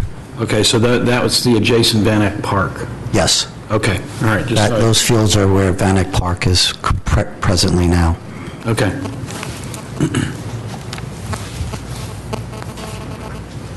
And what about the playground? The playground is being proposed to stay at this time. Okay. So there'll still be that little spot for the elementary school kids to go to, because I know that they gather there. Yes. For like walk to school day and that type of thing. Yes. And that parking area would still be there for that playground then? Right. It just will be used for a second, not their only, but a second backup parent drop-off. Correct. And this concept also separates the car line from the entrance into the new complex. We want to keep the traffic separate. Okay. Thank you very much. Thank you. We're an hour and a half in, and generally our process is for a 3-hour meeting, we take a little 5-minute break, let everybody get up, use the facilities, stretch their legs. We're about halfway through our meeting, so let's go ahead and do that. Thank you.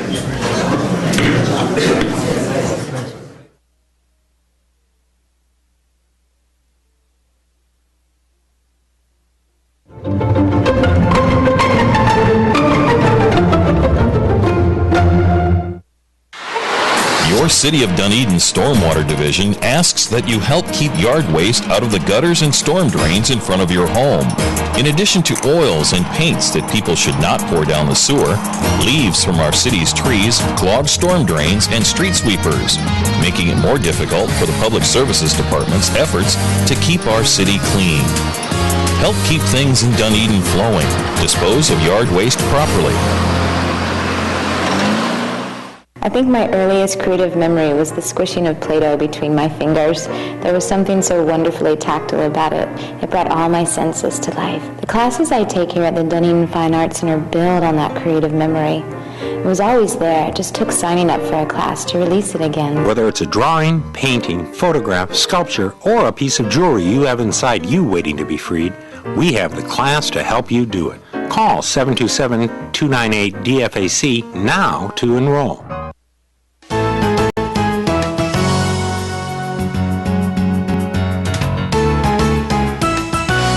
I'm here to talk to you about Vision Zero. Vision Zero is all modes of traffic watching out for each other. We're striving to have zero traffic fatalities, zero accidents. This is a prime example of where all different modes of traffic are coming together. Bicyclists, pedestrians, motorcycles, trucks, vehicles. All modes of traffic have to watch out for each other. The motorists have these blinking signs behind me to look for the pedestrians, but if you're on Skinner Boulevard and you know you're coming up to where the pedestrian crosswalk is, slow down if the lights are blinking or not. Maybe the pedestrian pushed the button, maybe the pedestrian didn't. As a pedestrian, please use the buttons. Come up to the intersection, push the button, and that gives a warning to the motorist. But don't just jump right out into the traffic. Make sure you look for the motorists. Make sure you see that they're slowing down. You want to make sure that you're comfortable in stepping out into that traffic. And also be careful because there's 4 lanes of traffic here that the inside lane may see you and the outside lane may not.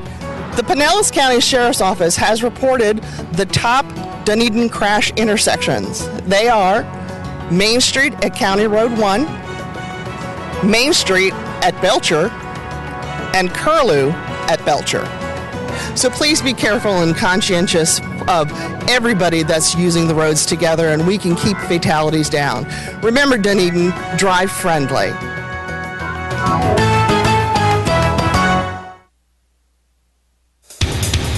It's obviously very nice here. It's a really nice, fun community, and everyone here is friends. I'm the snare drummer for Dunedin High School, and I love doing it, and I'm going to do it for the rest of my life. I love Dunedin! It's another delightful day in Dunedin. Stay inside. Watch Spotlight on Dunedin. This evening at 6 on Dunedin Television.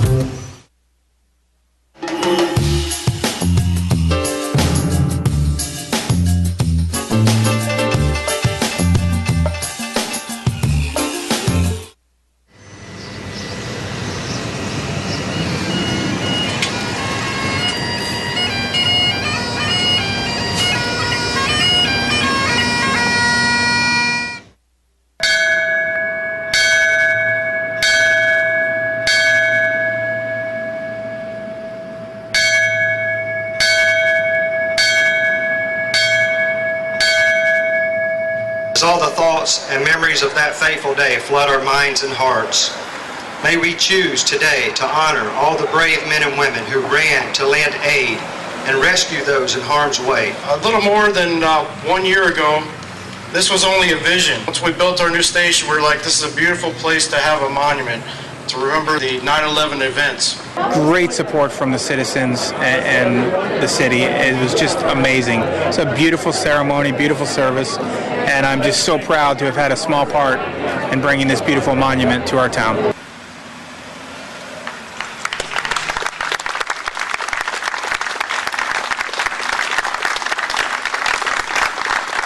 Dunedin's such a great community, and it's such a close-knit community. And to see so many people come out to the unveiling of this new memorial that was designed by someone who lives right here in Dunedin to celebrate the lives that were lost on 9/11 was truly a special event.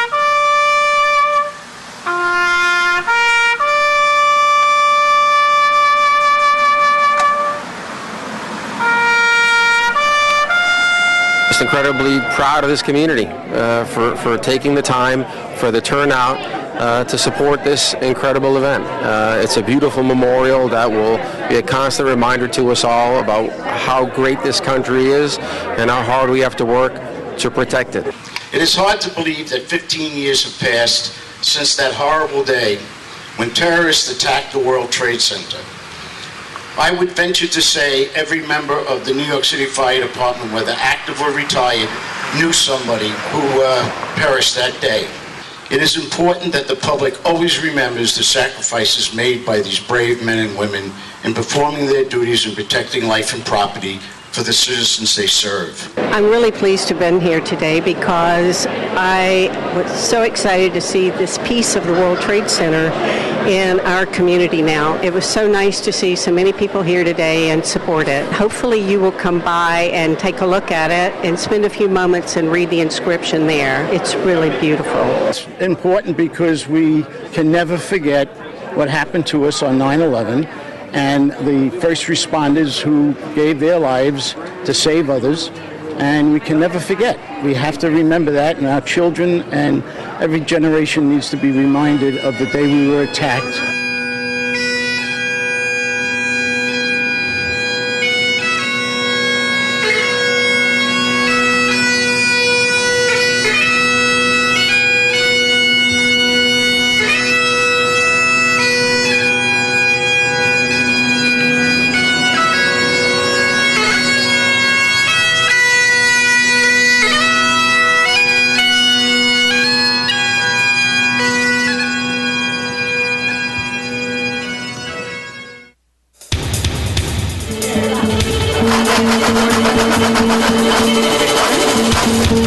We're back on swing, and we love Dunedin!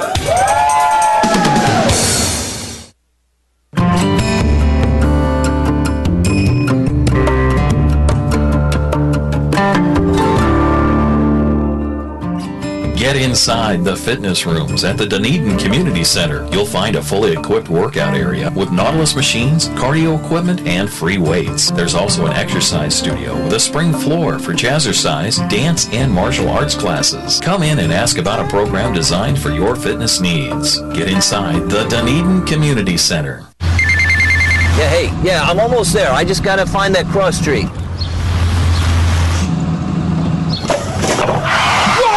Stop! Solid waste collection employees have the 5th highest fatality rate in the United States, but there are other people who care about them. He's my husband. He's my brother. He's my dad.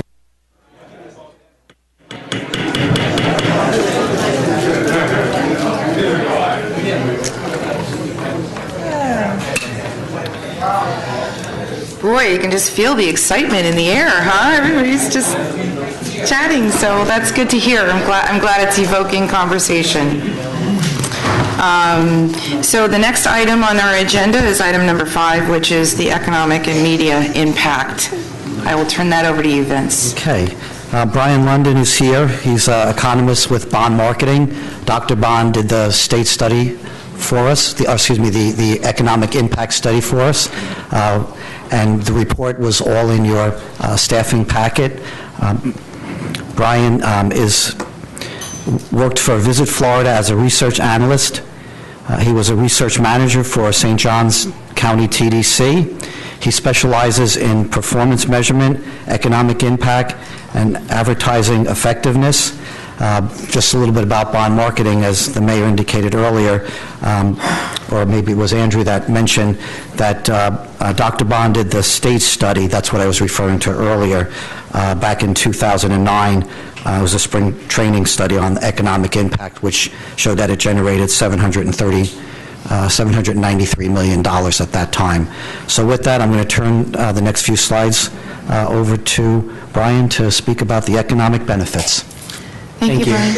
Oh, good evening. Good evening. I am an economist with Bond Marketing, and that means statistically I have a sense of humor. It's important. Yeah. Statistically, just functionally maybe not. So we're going to go through 4 slides, and we're going to spend half our time talking a little bit about what we refer to as what time it is. Okay, that's the numbers on the screen. And then we'll spend about half our time talking about how the watch is made. Okay, what goes into having these numbers appear for us and what some of the methodology steps are to make sure that everything's accurate and reviewable. One of my specialties, you heard, is in economic impact methodology and reviewing economic impact methodology. In fact, 2 months ago, I presented at the Economic Impact Biannual Conference, which is very nice and will be published in their proceedings coming out this December. So you can be very proud that the person presenting you today is a published researcher. So very good. That's nice for you. Thank you, thank you.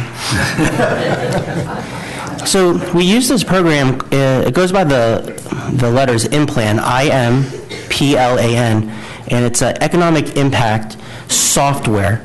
And nowadays they call software apps. And what this software does is it understands how a dollar flows throughout local communities, okay, at its simplest form. And it tracks over 500 micro-industries. And by understanding how all of these micro-industries interact with each other, the software can tell us, the users of the software, what happens when a dollar enters the economy, where it goes once it comes into the economy. What's so robust and fantastic about the program is that it knows how the dollar behaves depending upon where it enters. Okay, and that's what the software does. So it knows that a dollar spent at a restaurant behaves differently, say, than a dollar spent at a hotel. Just like you conceptually know that the dollar behaves differently, the software actually maps it out. And what we're looking at are some of the output, right? The final product that we can have for a presentation. With that in mind, let's kind of get started and talk about the numbers. And the best way to do it is to let me get through kind of the 6 numbers on the slide, and then we'll take a little pause for clarification. If there is no clarification, hey, that's great for all of us. So in your upper left-hand corner here, we're talking about really, what they call a headline number.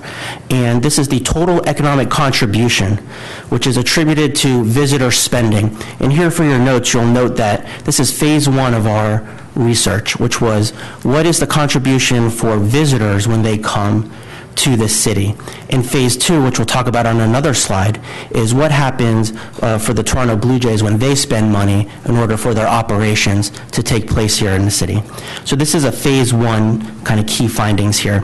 The total economic contribution that we attribute to visitor spending during the spring training season, which is again just a short season as compared to the whole year, is over $70 million, $70.6 million.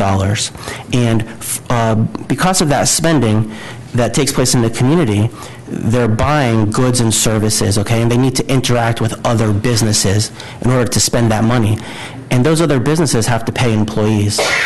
And we track that, what that salary, wages and salaries are, and we call that labor income.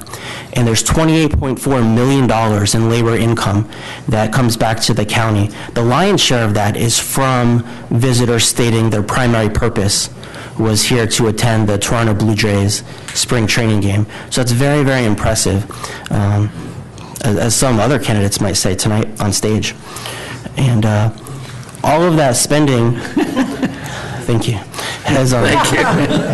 All of that spending means something. Statistical sense of humor. Yeah. Well, all of that spending means something, and you saw in the video earlier that it means actual jobs, right, and quality of life and being able to provide for families.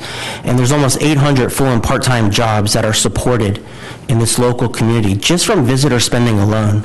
That's very impressive. 552 of those jobs come directly from the visitor spending, right? The visitor opens up their wallet and poof, over 500 jobs are supported in this community. That's a very nice thing to know and to remember that it's not just people and spending, but it's actually jobs and the ability to provide for families in the community.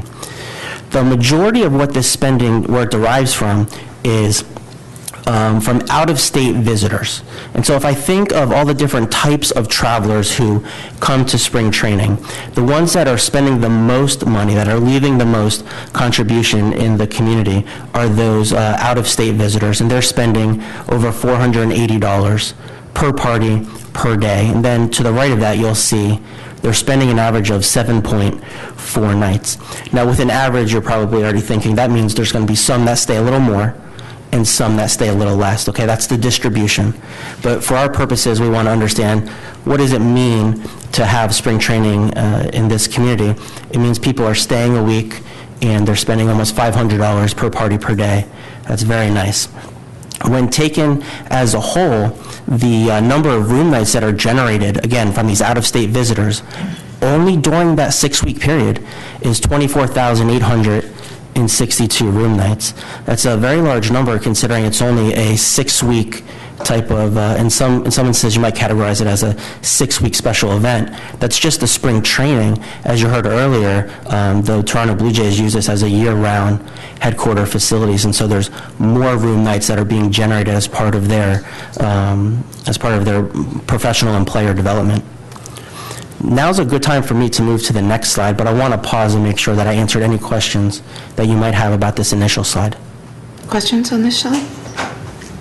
Thank you. Questions? No, I'm good. Okay, thank you. Okay. So we're pushing a little bit deeper here, and I want to make sure that you do get a good reference point for what it means for somebody to come to the community and participate in and experience spring training. And here you can see that we've identified these 4 types of visitor to the facility that we'll call non-county. And you can see here on the title here, the subtitle, whereas total attendance might have been 72,000 plus, we remove any local attendees that we might interact with. Okay, going back to how the watch is made. Because we know that if somebody lives in the community, it would be unfair to count their economic contribution towards the total because they live here, right? It's what's known as a county-earned dollar. And what we're most interested in as economists are non-county earned dollars that come into the community. And that's what we focused on here. And what you see is that across these different categories, the length of stay, the number of people per party, the per party per day average spending, their direct spending, and then their total expenditure, which is a synonym for their total economic contribution. And that's how you get total to your 70.6 million. And what really the takeaway from a slide like this is that all visitor types are contributing, and you're also able to pick the most kind of important visitor types, which you can see here are the out-of-state visitors, which we heard so much about in earlier presentations. The second takeaway from a slide like this is that the length of stay is extremely lengthy, right? It's over a week on average, and that means that in addition to participating in the spring training experience, they're also able to do other things and spend money in other areas of the community besides just being at the ballpark, right, from dusk till dawn. Although there's some that I'm sure would like to do that, there are others that are traveling with other family members and children and grandparents and intergenerational, and they are looking for other things to do, and the community provides that for them. And you can see that, where I see that as an economist is in the per party per day spending, where you see the largest spending in the out-of-state, and then kind of some of the smaller spending in these in-state but not within the county. I want to pause here for any questions that might come up from a summary slide like this. Questions? Nope. Wonderful. So I talked mainly about phase 1 of a study which looked at the visitor that enters the community and what they did when they were here in terms of how they spent their dollar and what that spending of the dollar means to the overall local economy. Now I want to talk a little bit about phase 2, which is what kind of spending takes place from the Toronto Blue Jays organization, and how does that spending make a contribution to the local economy? And here you can see a similar type of summary slide where we have a direct spending from the organization of $9.4 million. Now, I told you earlier about how the watch is made and how our software will understand that when a dollar enters the community at a certain point, it knows where it goes to point 2 and point 3. Well, the same thing is taking place for the Blue Jays direct spending. And when we consider their $9.4 million, what happens to the total economic contribution is that it's able to grow now to $21.4 million. And that's because the organization is needing to purchase goods and services from local organizations, other local firms who are supplying these goods and services back to the Blue Jays, and in turn, the firms that they're purchasing things from, they have to replenish their stock, okay, and go back to their producers and get more supplies as well. And so this is what we call, it's commonly referred to as like an economic engine, but for our report we'll call it the total economic contribution. And just like in visitor spending, the firm spending will generate $10.9 million in labor income. All of these other small businesses and large businesses need to pay their employees, and they're able to do so because of the Toronto Blue Jays direct spending. Now, I can't make too fine of a point on this. This is the contribution here in the destination. This is not $10.9 million just kind of everywhere in Toronto and in the United States. This is real labor income that's happening here in the community, and it's supporting over 200 jobs, 214 full and part-time jobs. So it's really an immediate impact on the local community that we're able to trace back to the Toronto Blue Jays direct spending. This is 3 of 4 slides, and before I move to the last slide, I want to pause for any questions that you might have. Questions? Just a quick question. That $9.4 million direct spending, does that include payroll? Is that a major part of that payroll? Part of the direct spending includes payroll, yes. Okay. Thank you. You're welcome. It is not, your second question is a major contribution. It is not a major component of it. It's one of multiple components of it. Okay. Like any business, you would have multiple line items for your expenditures. And that's an annual figure, right? Yes, thank you. And for those that were wondering when the final slide would be, here on the far left-hand side, we have, of course, the title of the information that we want to evaluate. And then we're looking at an average year. You can see some of the numbers that I recently spoke about, the $21.4 million as a contribution from the Toronto Blue Jays spending, the $70.6 million as a contribution from the spring training visitor spending. In a couple of moments, you'll hear about media exposure, but that's the $92 million plus the media exposure, which will bring you to the total. On the far right-hand column is a 25-year projection. This is a straight line projection, so there was no real modeling involved, except to say that we looked at an average year and tried to understand what that would look like over a 25-year period.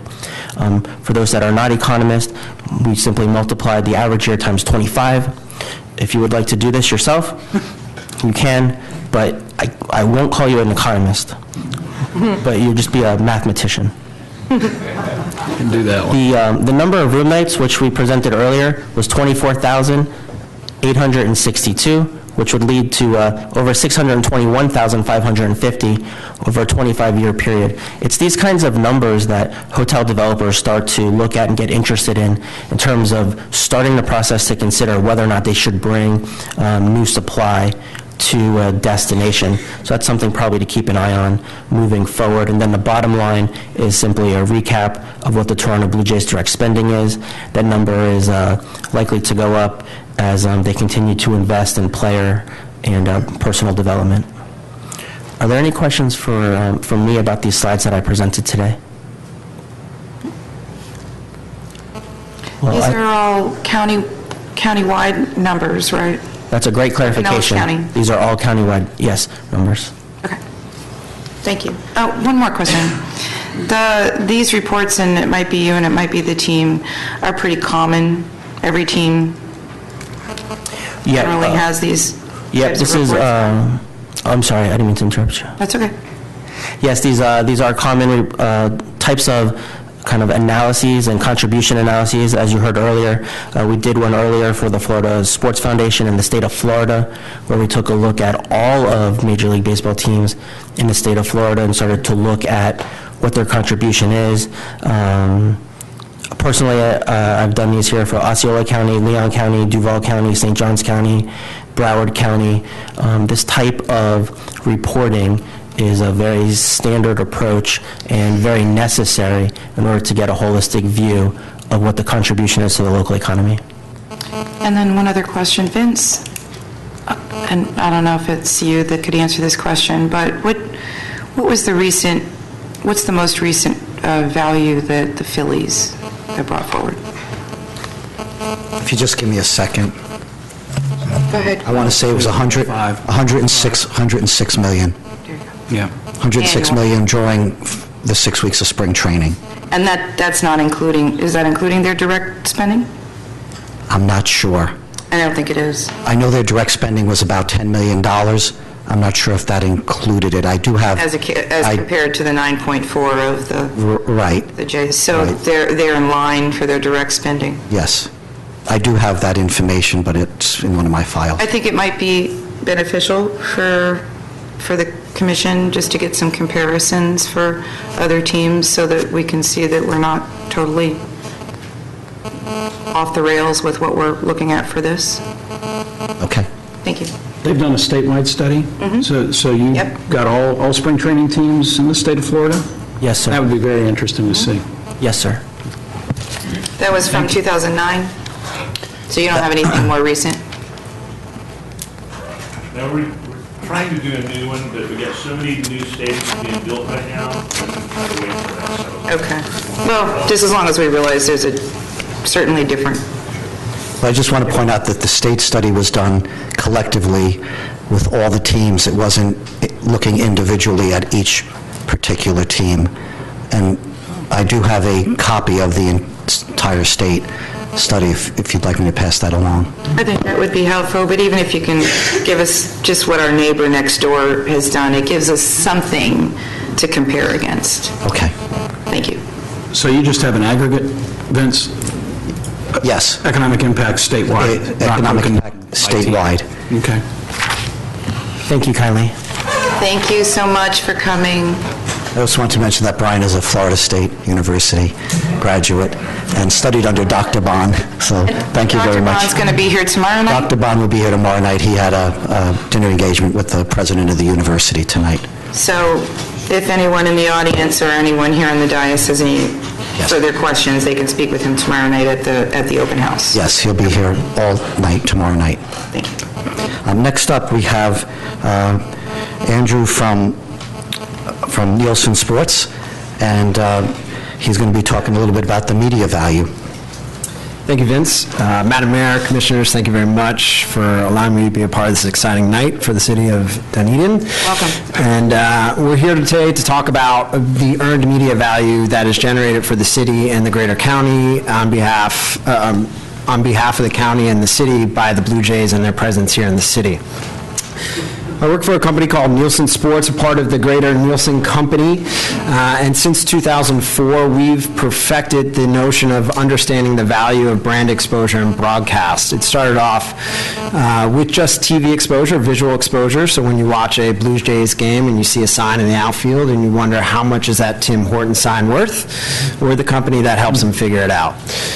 Over time, over the last 12 years, we've evolved that methodology quite significantly, and have also included social media, online media, print, radio, and peripheral TV program, etc.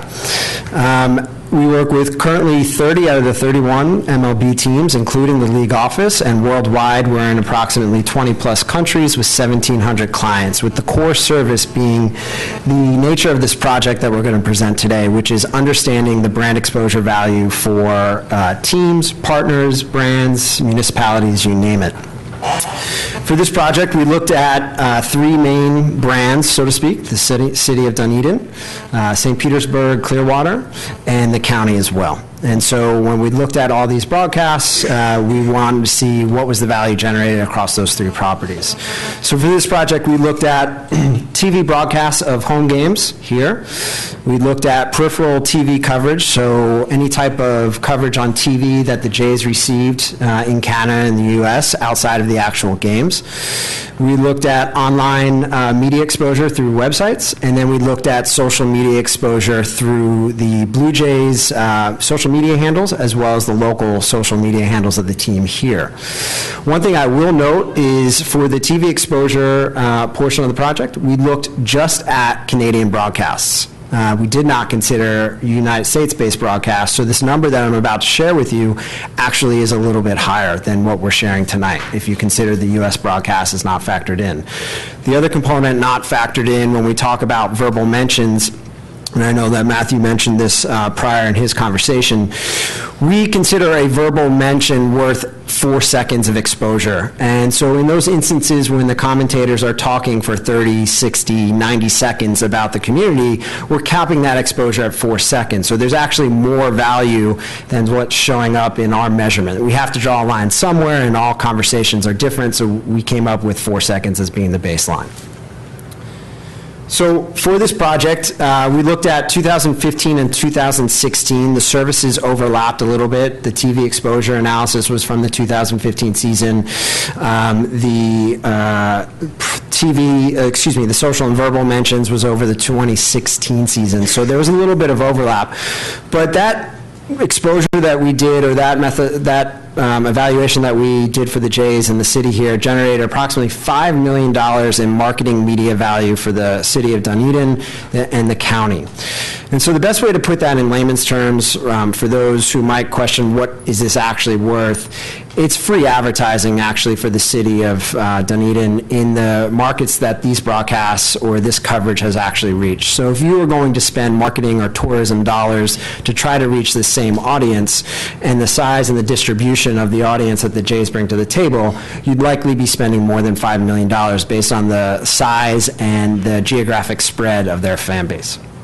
When we look at a straight line extrapolation over the next 25 years, comes in at about $124 million in potential earned media value for the city and the county moving forward. So from a marketing perspective, as you look to plan your messaging and your exposure or your brand exposure through the Jays, consider the fact that you are generating a significant amount of media value.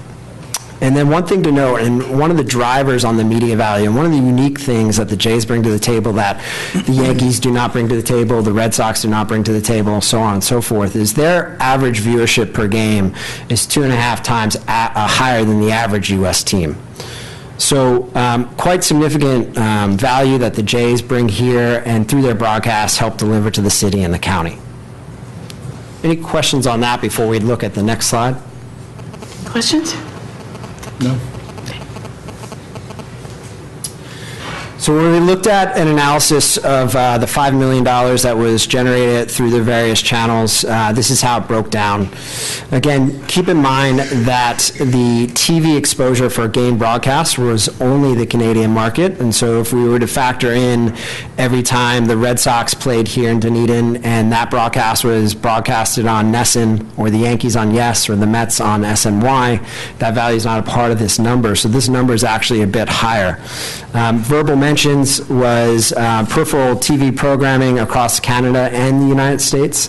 Online media, we scrape approximately 250,000 plus websites, and we do keyword searches for the Blue Jays in association with the city and the county to generate the hit or the exposure value. And then the same can be said for social media, in that we're only looking at the Blue Jays handles. So when you take into consideration the individual players who have rather large followings, like Bautista or Tulowitzki, we're not even looking at whatever value that they're driving through their channel. So again, this number of $5 million is actually a conservative estimate, and then 124 million over 25 years, again, being another conservative extrapolation. Any questions? No. No? That was easy. All right. Thank you. Thank you. Thank you, Andrew. Andrew flew in from Connecticut this evening to be with us, so just wanted to mention that. Thank you. Thank you very much. Appreciate you being here. Now we get to the good stuff.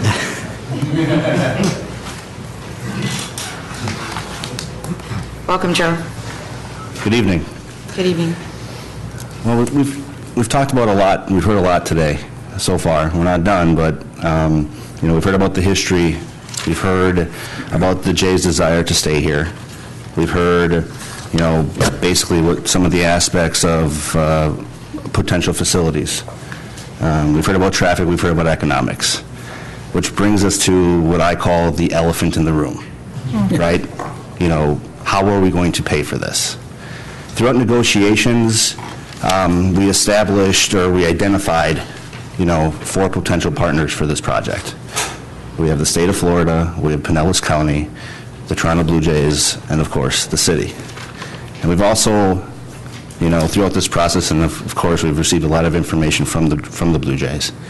The estimated costs of renovating the stadium and having the facilities that you were walked through earlier.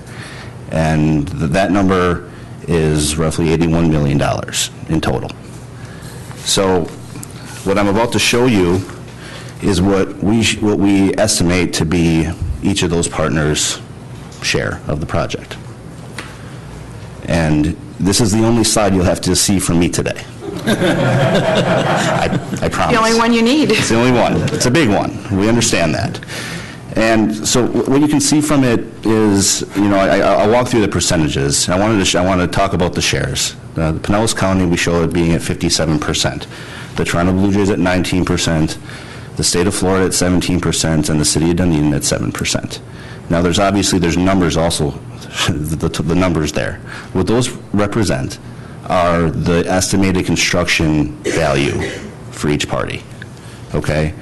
So we wanted to make sure that that was explicitly stated.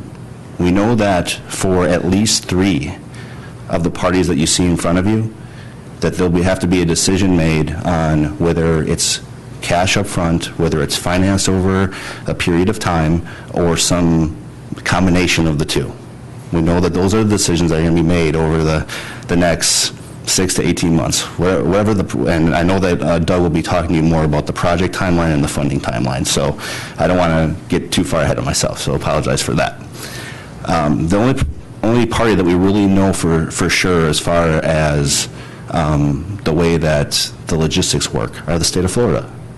We know that it's a $20 million pool, or $20 million total cash flow, and paid out over 20 years.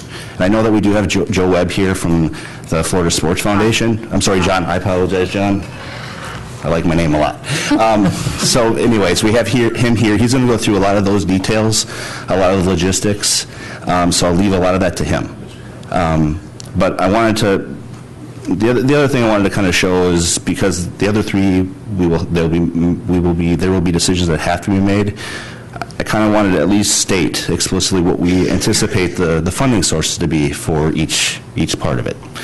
For Pinellas County, obviously the largest chunk that you see on the slide, we anticipate that being primarily from the, basically tourist development tax, or what a lot of people hear it as bed tax. For the Blue Jays, that's obviously from their operations, but for the city of Dunedin, I know that this will be a topic of discussion, especially going forward. The funding that we would most likely have to use would be what we call penny for Pinellas, the 1-cent sales tax. And I know we've had a lot of discussions over that over the last several months when we did the budget, and I anticipate there being quite a bit more discussion going forward. So that's kind of the portions and the estimates that we have for you today. Do you have any questions as far as that slide is concerned? Or is this your only slide? It's my only slide. So it's straightforward on purpose. I wanted you to basically to know. We wanted to show you what we should see the construction value from each party, because we do not know exactly what portion is going to be cash value, which portion is going to be finance. But at least you can see the picture of what we estimate at this point. Maybe you can tell the folks why our portion is the amount that it is. How did that number come about? Well, many discussions. right? You know, I guess for the way it started out is we were looking obviously in an annual amount. So we were projecting if we did X amount of dollars over so many years, what would that make up in construction costs? Because we still got to make up we got to come up to a certain value to get this project to work, right? So that's how we started. As we went further down the path, we recognized that since we're tying our payment to Penny, right now the Penny for Pinellas expires in December of 2019. So we have no certainty beyond that point. We have debt payments that are currently going through 2026 and 2029 that currently Penny is paying for.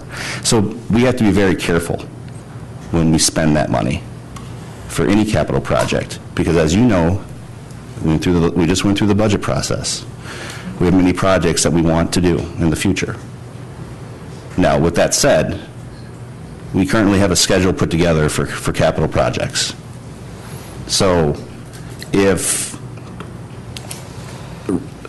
the way we see it is that there'll be little to no delay in the project that you've already seen in the budget process if the Penny for Pinellas is renewed. Obviously, if it is not, it's another discussion. But you feel that number is something, A, that we can afford? It's something that I feel we can afford, but the other side of it, of course, is if the Penny is not renewed, we are making, this project is coming first before some of those other projects that we know about. We have a municipal services building, an EOC, road projects, a couple other things that you know about. But as far as funding is concerned, I would not if this project does move forward, we probably would be waiting for those other projects to start them anyways on that approval for Penny for Pinellas. Which would happen in 17? December of 2017. Mm-hmm. So we'll know pretty quickly in fiscal year 18 what's happening. So we'll be able to see all of that? Correct. Most likely we'll be making a decision on this prior to that. And is that amount, we have the ability to pay cash or finance at this point, or will by that time? We're definitely going to have that discussion. We have been talking about having the ability to go at this project with a cash contribution. We do know that there'll be more discussion as we move forward, but it's definitely a possibility. It's something that we have to look at, given the restrictions we have currently. And what happens if Pinellas County doesn't give us that amount? That's a great question. We'll answer it. That's correct. Obviously, we'd probably be going back to the negotiating table. We'd be talking about project scope. We'd be talking about all kinds of things with the Blue Jays. But I don't think that anyone in this room is looking to walk away from this project, so we'll be definitely hitting that hard. But we're not looking to raise our amount. I know that throughout these discussions, I don't necessarily plan on, negotiating this forum, but I know that in the end, the Jays have an understanding of the restricted resources that we have, or the limited resources that we have, and I'm sure that will be taken into account. Okay. Any other questions? Not for now. I have a question. Is the expectations for how many years, and then those are real monies from the various entities? Real monies? That would be okay, so I'm glad you asked that question, and if it was stated before, I apologize. At least the current assumption is that it's a 25-year agreement, and the monies that you see before you are what we anticipate we can put towards the projects, whether it's bonded or it's cash up front. So that would be the real value, or the present value, net present value, you hear that term probably from me a few times, net present value of, the beginning of the project. Okay, thank you, Jim. Okay.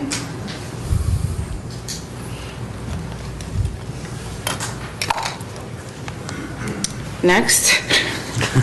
You there?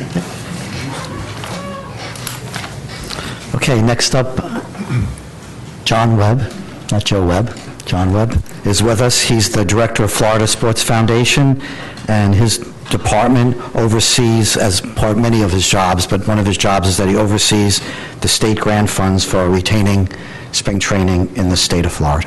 Perfect. Thank you. I guess I'll start out and give you a little quick history and not try to repeat what you've been through this evening. But I do have to start out. First of all, I'm not an economist, thank God.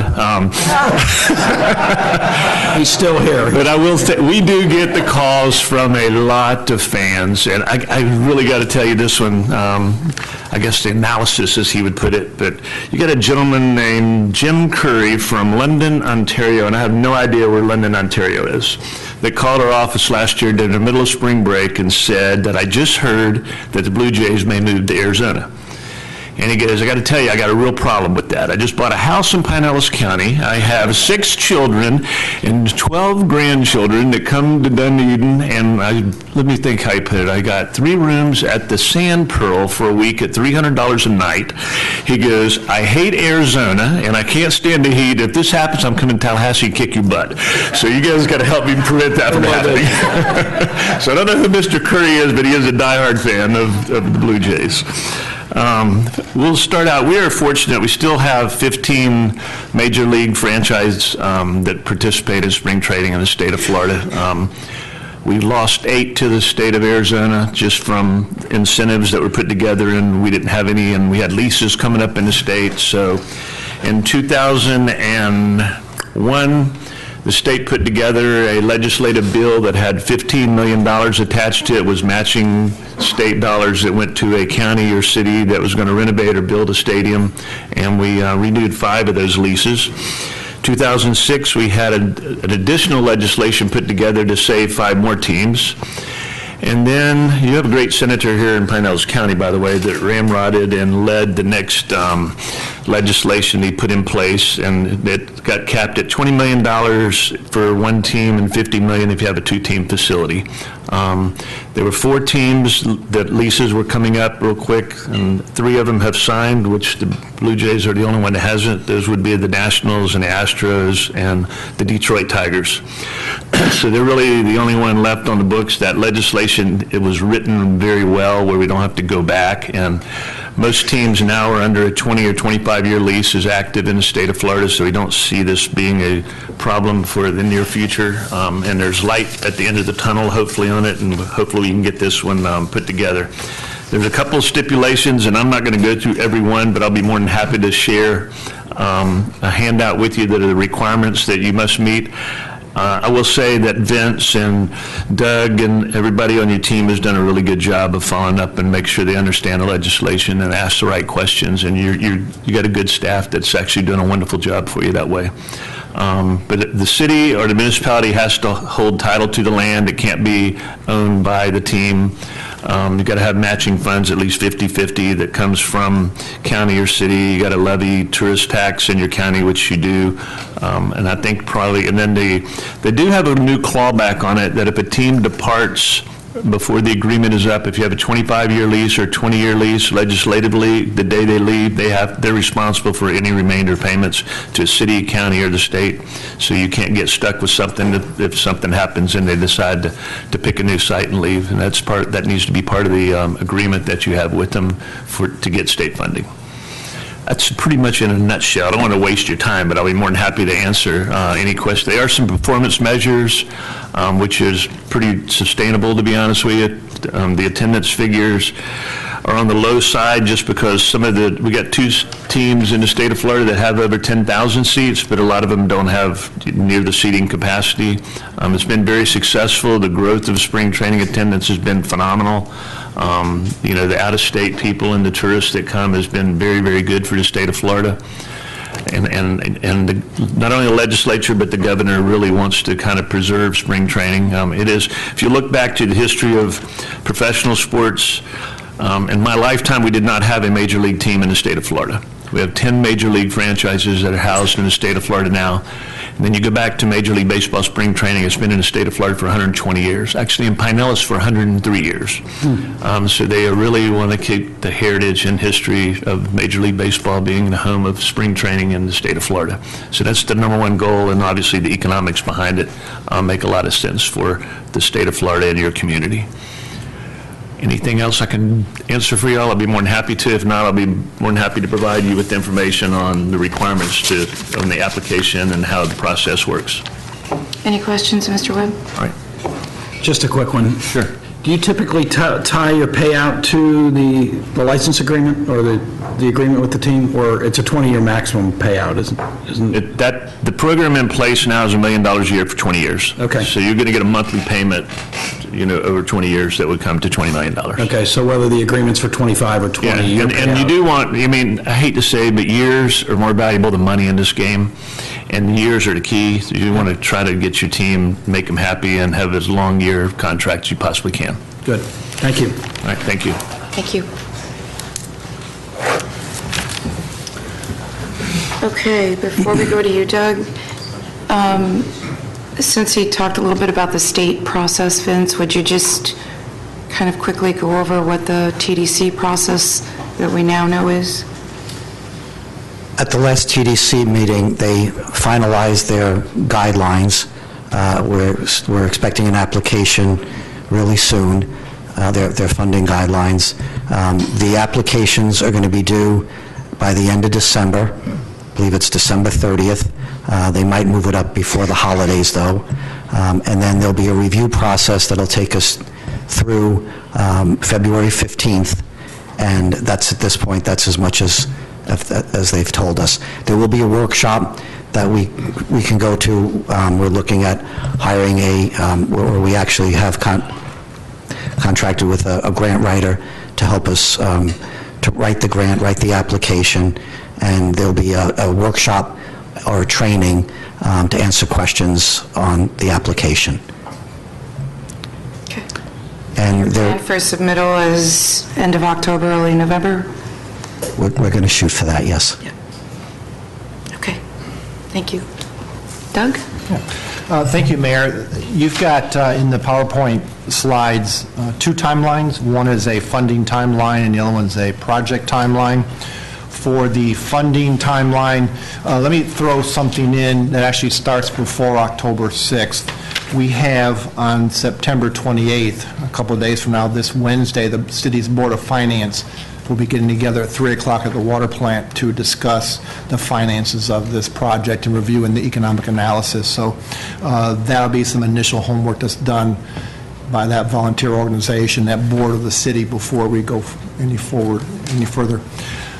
So what we're hoping to accomplish tonight and through tomorrow's open house is to provide you with the information that you need, both from presentations this evening and public input this evening and tomorrow, to make an informed decision on October 6th. We're seeking a decision or recommendation or support from you to move forward with an application to Pinellas County for TDC funding. As Vince said, we have been given a verbal that we can submit as soon as reasonably possible. I think that we would like to be the first ones in, if at all possible. As Vince also said, we do have a grants writer who will be getting up to speed quickly with the requirements, the guidelines that were approved by the TDC and the county to do that effort. The December 31st or the December 30th deadline and the February 15th deadline, that gives us roughly 45 days. If there's anything in our application that's incomplete or they want supplemental information or clarification, that gives us that window to do that. The schedules, both the funding and the project timelines, I'll be honest with you, they're very aggressive. Make no mistake about that. They're tight. But in conversations with the Toronto Blue Jays, they have expressed a willingness and a desire to work side by side with us to expedite everything along the way in cooperation and in partnership. So we're encouraged that we can move forward in that light. We have a common goal of having this accomplished and having first pitch for spring training, a new complex for spring training in 2019. Getting back to this slide, once we apply to the county this fall, we will be making a formal presentation of part of that process to the TDC and Board of County Commissioners. That's going to be one of the steps along the way. And we hope to then obtain that funding approval from the county. With that in hand, we'll come back before the City Commission to discuss not only that approval and the dollar amounts that were approved, but then bring you up to speed on what the status is of the ongoing negotiations. As you can imagine, with this type of timeline and all the moving parts, all the various tasks that has to be accomplished, that we're going to have to do a lot of this work concurrently. It has to be done in parallel. It can't be done in series. So we're going to have to get these things accomplished. We have to assume success on tasks that are not yet complete so we can work on other tasks and not lose valuable time. John Webb spoke a minute ago about the state funding and the need for a match.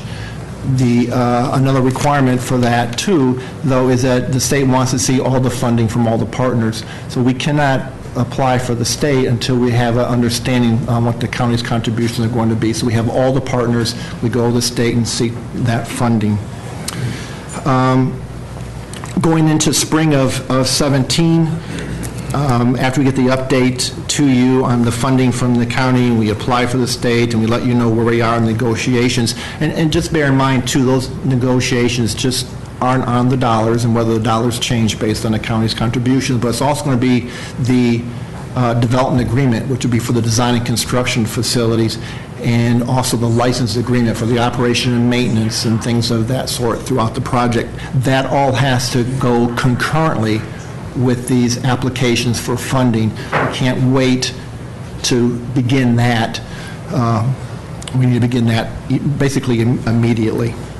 The summer of 17, we hope at that point then to have the approval from the state with all the funding partners known and the dollar amount set, the scope of the project confirmed. We would come before the commission for a final presentation. At that time, we were hoping to get your approval on the agreements, for example, the 25-year agreement as well as the actual development agreement.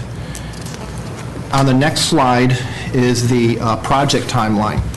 And you'll see in the upper left, we have the basically what we are now, which is the planning session. You know, we've talked about negotiations. They've really been exploratory talks. We're just trying to vet the nuances of this long-term partnership. We have the public meetings tonight and tomorrow night. The grant application work will begin with your approval after October 6th. At that point, we'll be getting into more detailed negotiations with the club.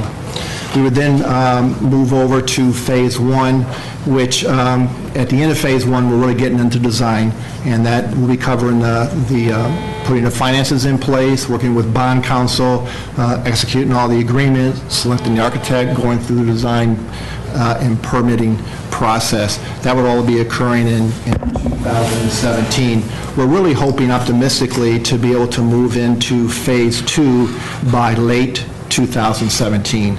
Again, that's a very aggressive schedule. We acknowledge that up front, but I think we'll commit our level best to see this through. So in late 2017, we'd be looking to select a contractor, and we'd begin construction first on the training complex and get that complete before moving on to the stadium work. And then, as I said earlier, the expectation and the desire of all the parties is to have the facilities open for spring of 2019. Any questions? Questions of Doug? Question, Doug. I know since this is going to extend beyond our current agreement, the current agreement expires 12/31/17, so the Jays are going to have to execute at least 1 year option there's a timeline on that, is there not? Do we have to renew that at some point? The existing contract expires at the end of December of next year, 2017. So we will have to negotiate a new license agreement with them beyond that date to allow for the completion of the new work. So, I mean, don't they currently have 5 one-year renewal options? They have two 5-year options, which we would not be interested in negotiating or executing. We would like to go preferably on a year-by-year, as long as we're on the same page in getting these new facilities constructed. We want to go year-by-year under new agreement until we have a completed project. Okay, thank you. I have a question. So you're going to go year by year, and then if it's all built, then you're going to go to that 25-year lease? That's correct. And let me back up for a minute and say that we have not had these discussions yet with the Toronto Blue Jays. But I know it's important that we have a contract in place before we start expending significant dollars on design and construction. You need to have an agreement that's executed to know that we have an end game, that we have an ability to successfully bring this project in. A 5-year extension for the sake of this project doesn't make sense. Just simply stated. So we would want to work with the Blue Jays on an extension that is necessary to complete this project. It may not be more than a year, given the timeline that we have and the sense of urgency we're all trying to acknowledge on this project to get it done. So I hope that answered your question. That sure does. Okay. Well, and I would say get the agreement done before the end of this one. That's preferable. That's preferable. Because there's a lot of work, and work is money. Right. And so you can handle that, right, Matthew? Of course. We just wanted to say that we have the same understanding in the discussions with the city that it would be our desire as well to make the necessary extensions and to allow everybody the time to do what they need to do to move towards the completion of the project. So the fact that there's a 5-year option versus what we could do on mutual agreement, we're open to those discussions about what to do on mutual agreement to make the project a reality. Okay, any other questions for Doug at this point? Or anyone else before I open it up to the public? Any final comments from the Jays before I open up to the public? Staff? Appreciate everybody's effort. Truly a collaborative and collective effort. I appreciate the consideration of all the information presented from all the different people. I'm looking forward to continuing the work. We know there's a lot of work ahead. I'm working team and the partner and collaborating to see it through. Thank you. Anything else? Okay. We'll open it up to the public. I do have some cards that were filled out. First on the list is Ms. Lynn Wargo.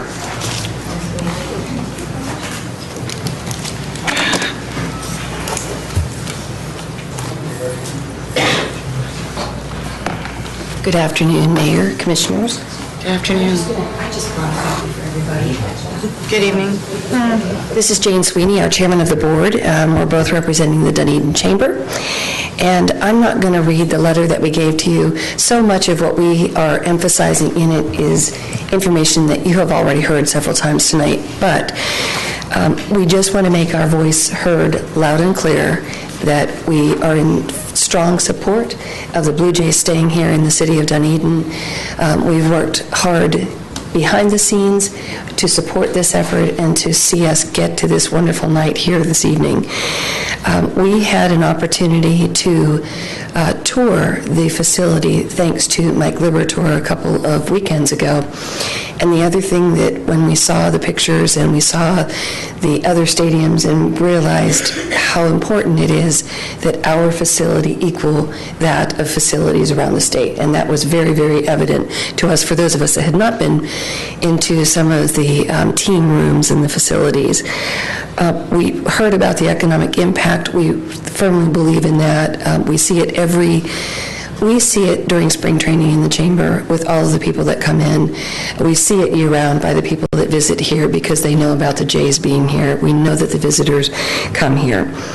And with Dunedin being the only spring training home that the team has ever known, when we went to Toronto the last several years, that was something that became so apparent to us, the size and scale of the team in their own community, but the amount of people that have the affiliation of the Jays with Dunedin.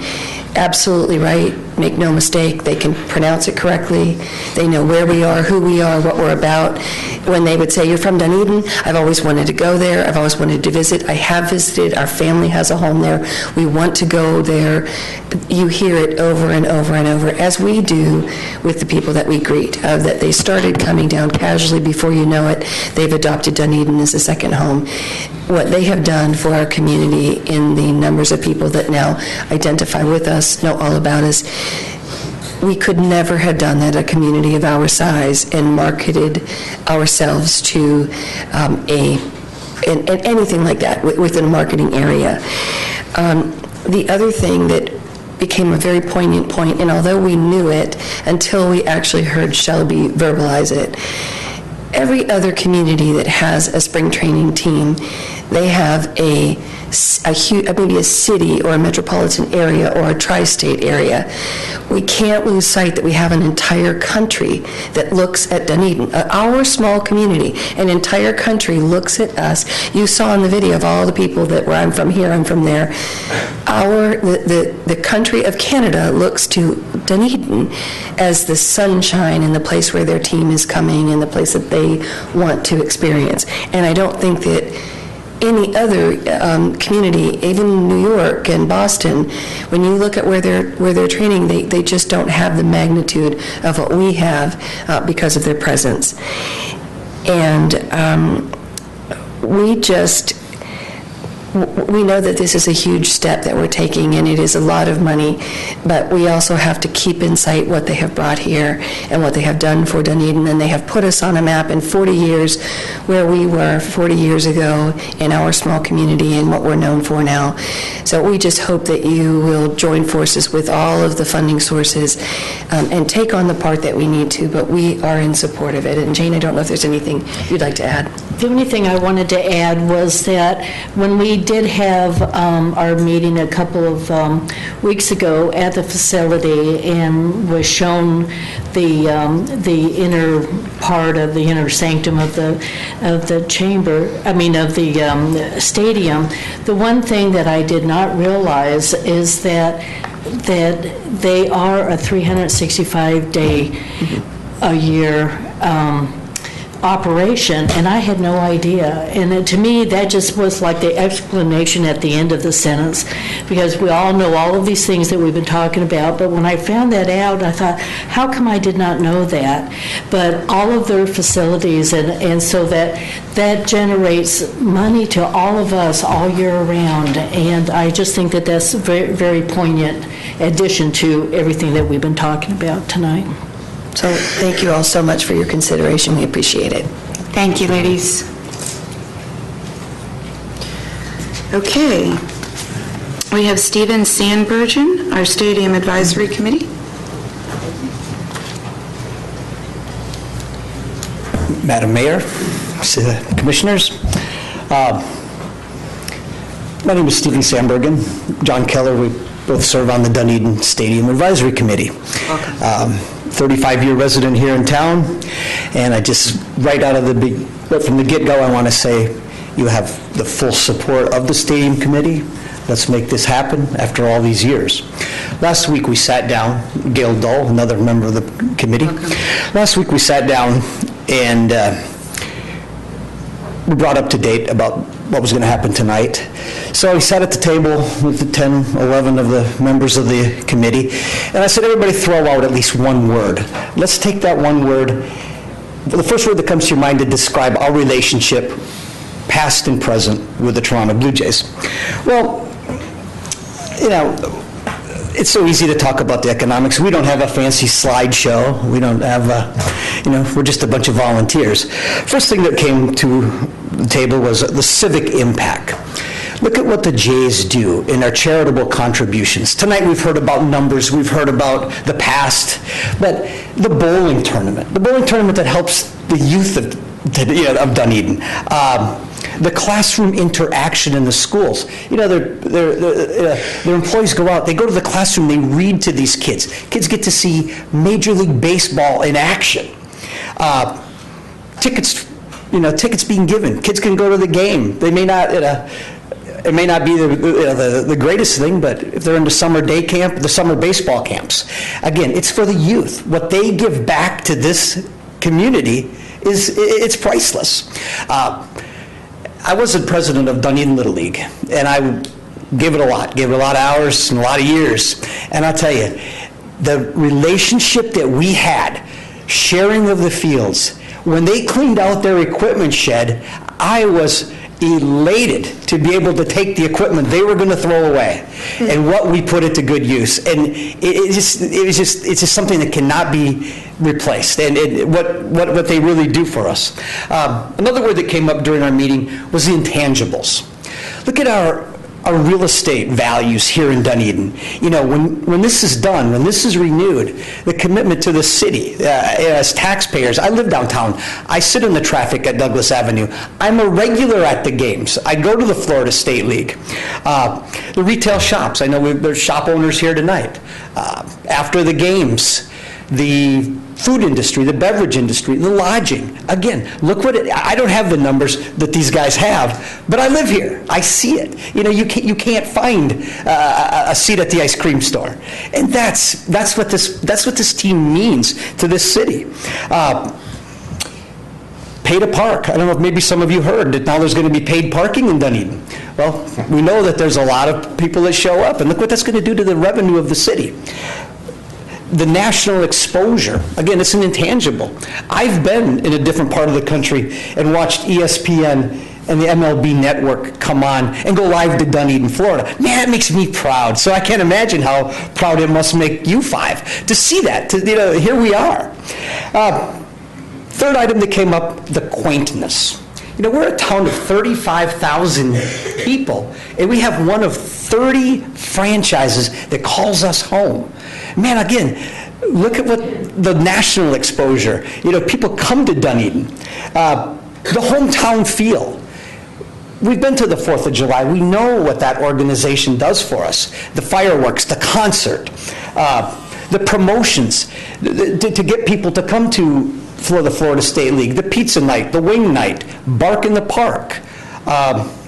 Bacon night. Bacon night. Don't forget about bacon night. I'm sorry. But and nothing like enjoying. Is it bacon and beer or something like that? And there's the chicken wing night too. That's pretty good. Right. Superhero night for the kids. And then, of course, Thirsty Thursday, which I've never fully gotten the understanding of, but I've never missed one. Now let's talk about one more thing. This is the fourth thing, and that's game day.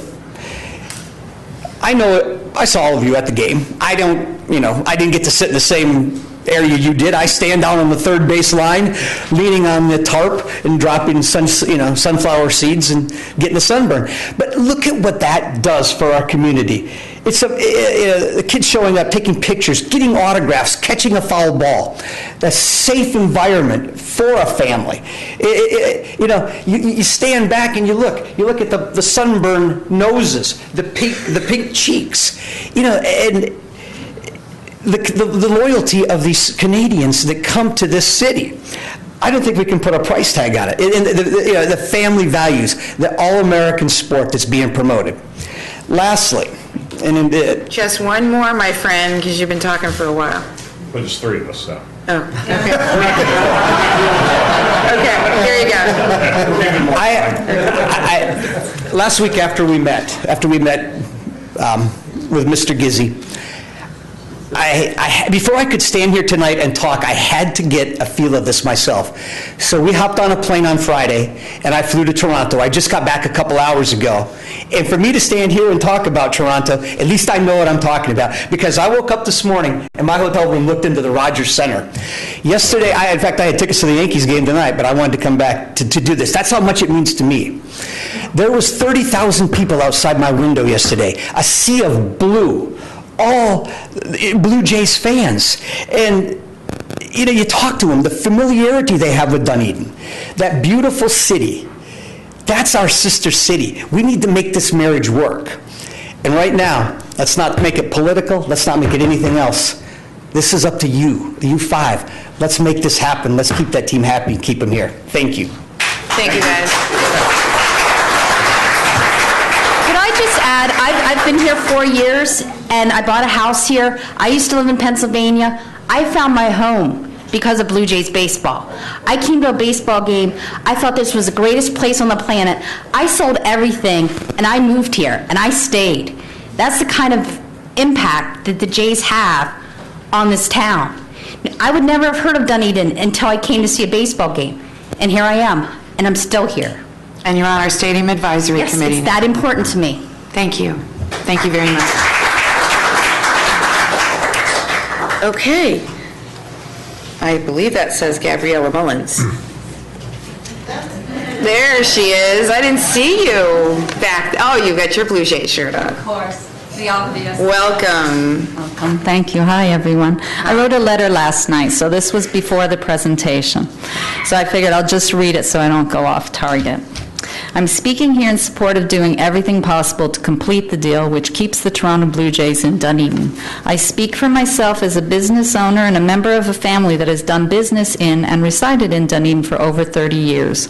We've seen a lot of changes in Dunedin, but one constant has always been the Jays. I don't want to imagine an economic future for my businesses without them.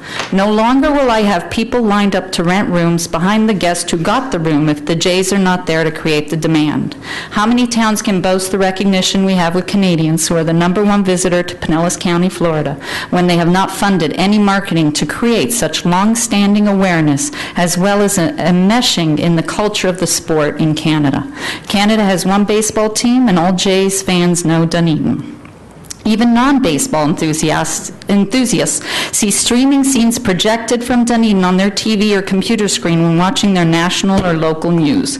Dunedin has never had the funds to create that. It has grown organically over the long history of the Jays in Dunedin. If I post something Jays-related on Facebook, the response is well beyond anything else I post. One is only to go to get an ice cream at Strawhans on game day to gaze upon a wave of blue jerseys as Jays fans swarm the counter. If someone asked me to hand them 15 cents and they'd give me back $1, the math is clear. I come out the winner. If a combination of entities invest over $81 million in Dunedin, and Dunedin's asked to foot about 7% of that tab, but in the end you own 100% of the final product, then we have to be grateful for that opportunity. As a business owner, I've invested time and money into my Dunedin businesses. Now is the time to correct all the neglect our stadium has suffered and create a landmark we can be proud of and solidify the historical relationship we have with a very loyal Toronto Blue Jays baseball empire. And that's it. Thank you, Gab.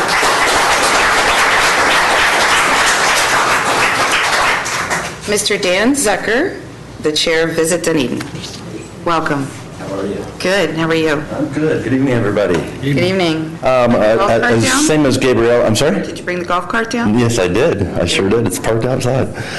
Same as Gabriella, I prepared a letter representing Visit Dunedin and my board of directors. Mayor and Commissioners, we're writing to you on behalf of Visit Dunedin Incorporated, the nonprofit grassroots organization that markets our great city. We are asking that all consideration and focus be on completing this deal with the Toronto Blue Jays so they may remain in Dunedin. Our goal as a marketing group is to use money donated by our partners to spread the message that screams everything Dunedin. Nowhere is it more evident than all across Canada that Dunedin is a household name. The long relationship that we've maintained with the Jays created that recognition. We would never have the budget to saturate the market with Dunedin's name recognition to an entire country. We inherited that legacy as a result of being home to the Toronto Blue Jays spring training for over 38 years and hope to remain as such. Tourism is the #1 industry in Florida.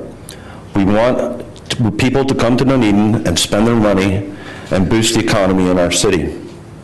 As a result of the Jays, thousands of Canadians not only visit our Fairtown and spend their money by eating, playing, and staying in Dunedin, but a large number of these same Canadians have also invested in our community by living in Dunedin.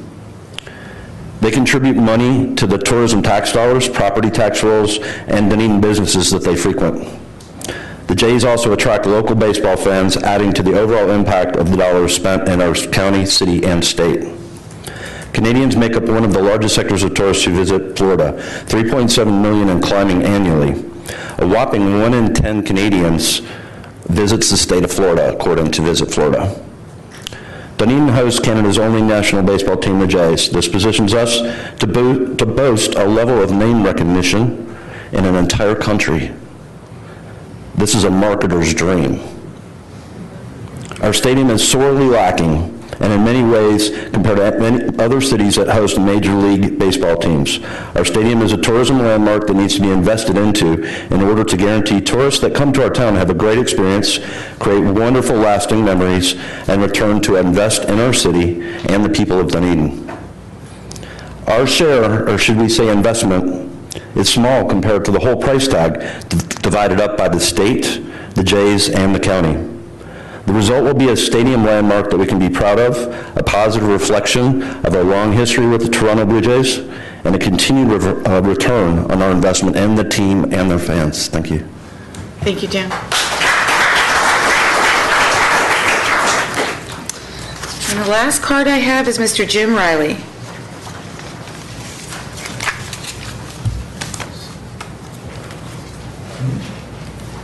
Here he comes. No? I just saw him in here a minute ago. While we're waiting for Jim Riley to come forward, is there anyone else that would like to come up and speak to this item or give their input? I don't see Mr. Riley, so if he comes back, I'll let him speak, but for now, we'll go ahead and close up the public input, and I'll turn to my fellow commissioners. Any final comments? Commissioner Tornga. Thank you for outstanding presentations tonight. We really appreciate that. Appreciate the input from our fellow citizens and stakeholders here so far, at least up to this point in time. We look forward to that tomorrow as well. We have had an outstanding opportunity to keep abreast of this. So obviously we've seen a lot of the information as we've progressed. Unable to discuss that, of course, as pointed out earlier. But just delighted in the quality of activity that's gone forth so far in this endeavor. And I don't think I need to say very much more because of the folks that just spoke here earlier in support. So this is a workshop, I'm just listening, I just wanted to make that comment, and again, thank everyone for their input. Thank you. Commissioner Creasy? Well, acting on Commissioner Torga's same words, it's been a long time. We've been waiting for this, and I'm so pleased that it's now in your hands as well, and look forward to a lot of community dialogue within the process as we travel down the road. But thank you to the Blue Jays and your staff for excellent presentations and for winging with us along the way. I do appreciate all the dialogue we have, and hope to broaden that as we travel through. So thank you. Vice Mayor? What a great start. It has been a long time, hasn't it? It's been almost 2 years that we've been talking about this, and I just think it's a great start, and I'm very, very happy that the dialogue is open now, and we can take feedback from the public. I too would like to thank you, the Blue Jays Management Organization. Thank you guys for being here tonight. The presenters were excellent, and thank you, staff.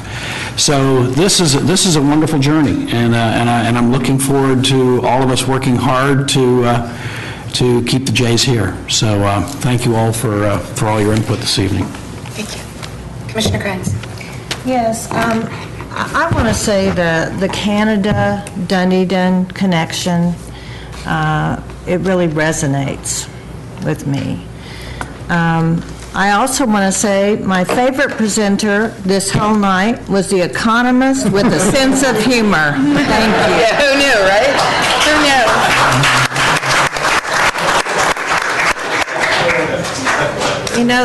The Blue Jays came here in '77. I came here in '79. So the Blue Jays have been a true fabric of life I live 2 blocks to the east of all my life here in Dunedin.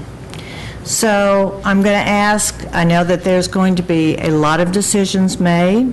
This is really an open dialogue. We're starting a lot of conversations. And I believe Joe said, and he was, the elephant in the room, we're going to have a lot of conversations on the cost and our partners and how we can make this happen.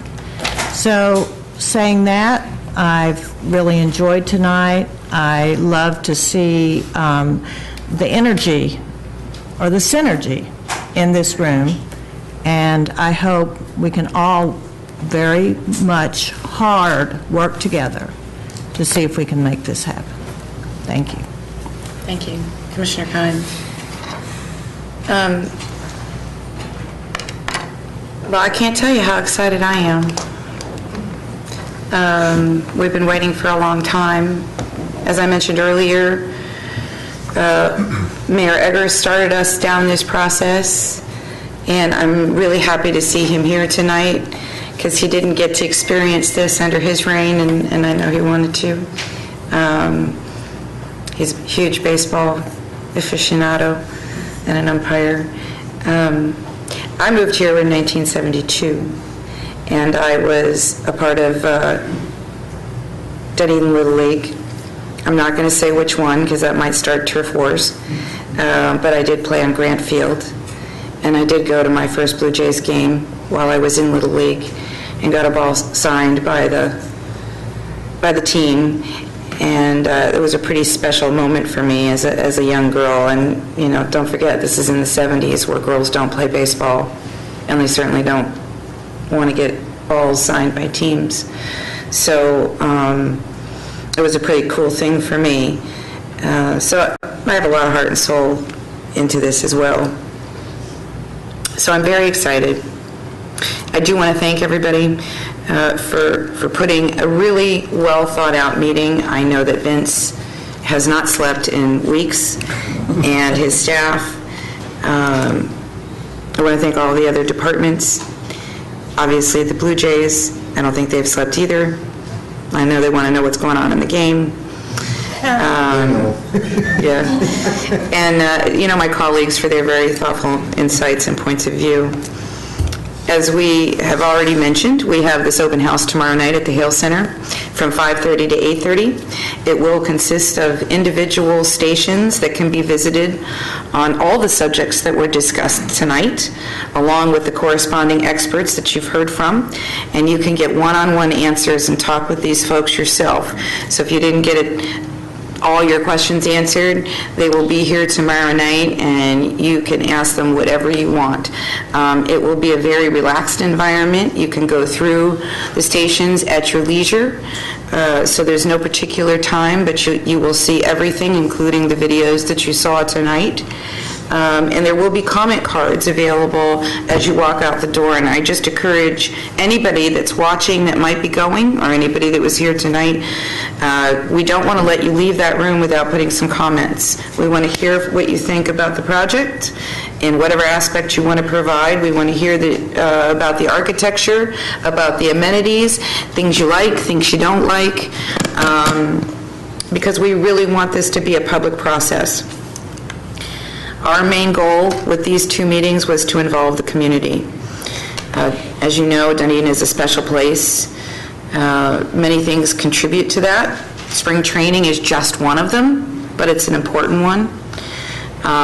What I am especially proud of is to hear the Jays point blank say they understand tonight how special we are. That makes, I think, everybody in the room relieved to finally hear that. I think maybe we've all known that the Jays feel that way, but maybe the community hasn't known. And so to hear that point blank, I think is really important to our residents, and makes for a day to really be excited about. I'm happy that our community is finally involved in our dialogue and that we're taking these steps forward. And as was already mentioned by Doug, we will have the meeting on October 6th when the commission will vote to apply for the funding from the county and the state. As it has been said, this vote is not an approval of the project. It is just a vote to go apply for some money. It simply puts us in the running for funding that will be competed for all over the county. The county funding, as was talked about, comes from bed tax. This tax is tacked on to a hotel room and is paid for mostly by tourists. And the funding can only be spent on tourism-related items, meaning you can't spend it on streets or roads or water or any homeless issues or anything like that. You can only spend it on marketing our community or the county, major projects, capital projects that encourage tourism in our county, or major special events that attract tourists to our county. So if Dunedin doesn't get this money, some other city in Pinellas County will get it. So why not us? Why not ask a small 35,000 resident city, why don't we deserve it? And, you know, Clearwater and St. Pete, why do they get it? Because they go for it. So I think each one of us here and our community is saying, it's our turn, let's go for it. We have a unique situation here. You may not know this, but in most counties, teams negotiate directly with the county, not with the city. But because our county has 24 municipalities, folks like St. Petersburg, Clearwater, and Dunedin all take the lead in their team negotiations. Again, that's a very unique thing for a small community like ours. And I'm really proud that we have called on the best minds in the business to help us do this. Tried and true experts. We haven't tried to cut corners. We've said this is important to the next 25 or 30 years of our community, and we've put every effort possible into supporting that. And yeah, the county will need to determine what their appetite is for all those funding requests. If the ask falls short, if they don't give us everything we're asking for, then I look at the J's and I say they'll need to determine how they're going to want to fill the gap. If they want to reduce the scope of the project or if they want to put more funding in. But I think we all know our penny fund doesn't have much more space to give more than what we already are without mortgaging our future or without hurting other projects that are also important to our community. And I feel pretty good about the number that our staff has come up with. You know, there is a nervousness, as you saw. Joe was a little nervous, Nellie, today, because he's freaking out about Penny for Pinellas. So I ask everybody in the room to work hard to make sure that thing passes in the fall of next year, because it's important to all communities for their capital projects. But we wouldn't expect him to be anything less. And if we do receive the money, well, there are many, many more steps than all of you can be a part of.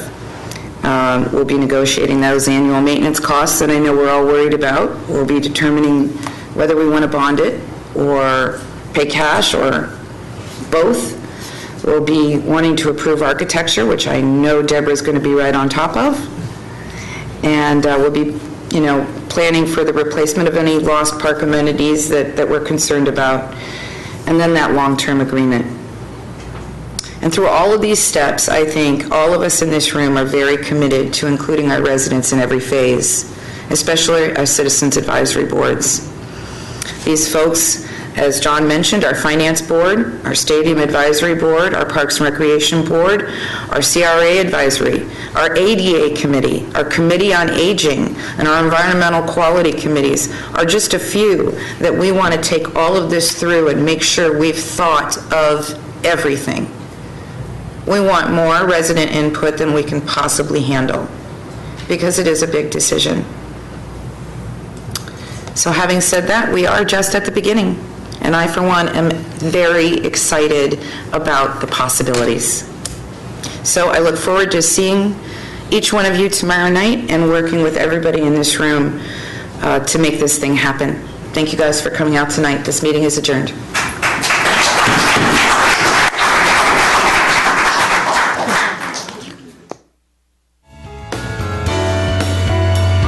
Thank you for watching this City of Dunedin government meeting.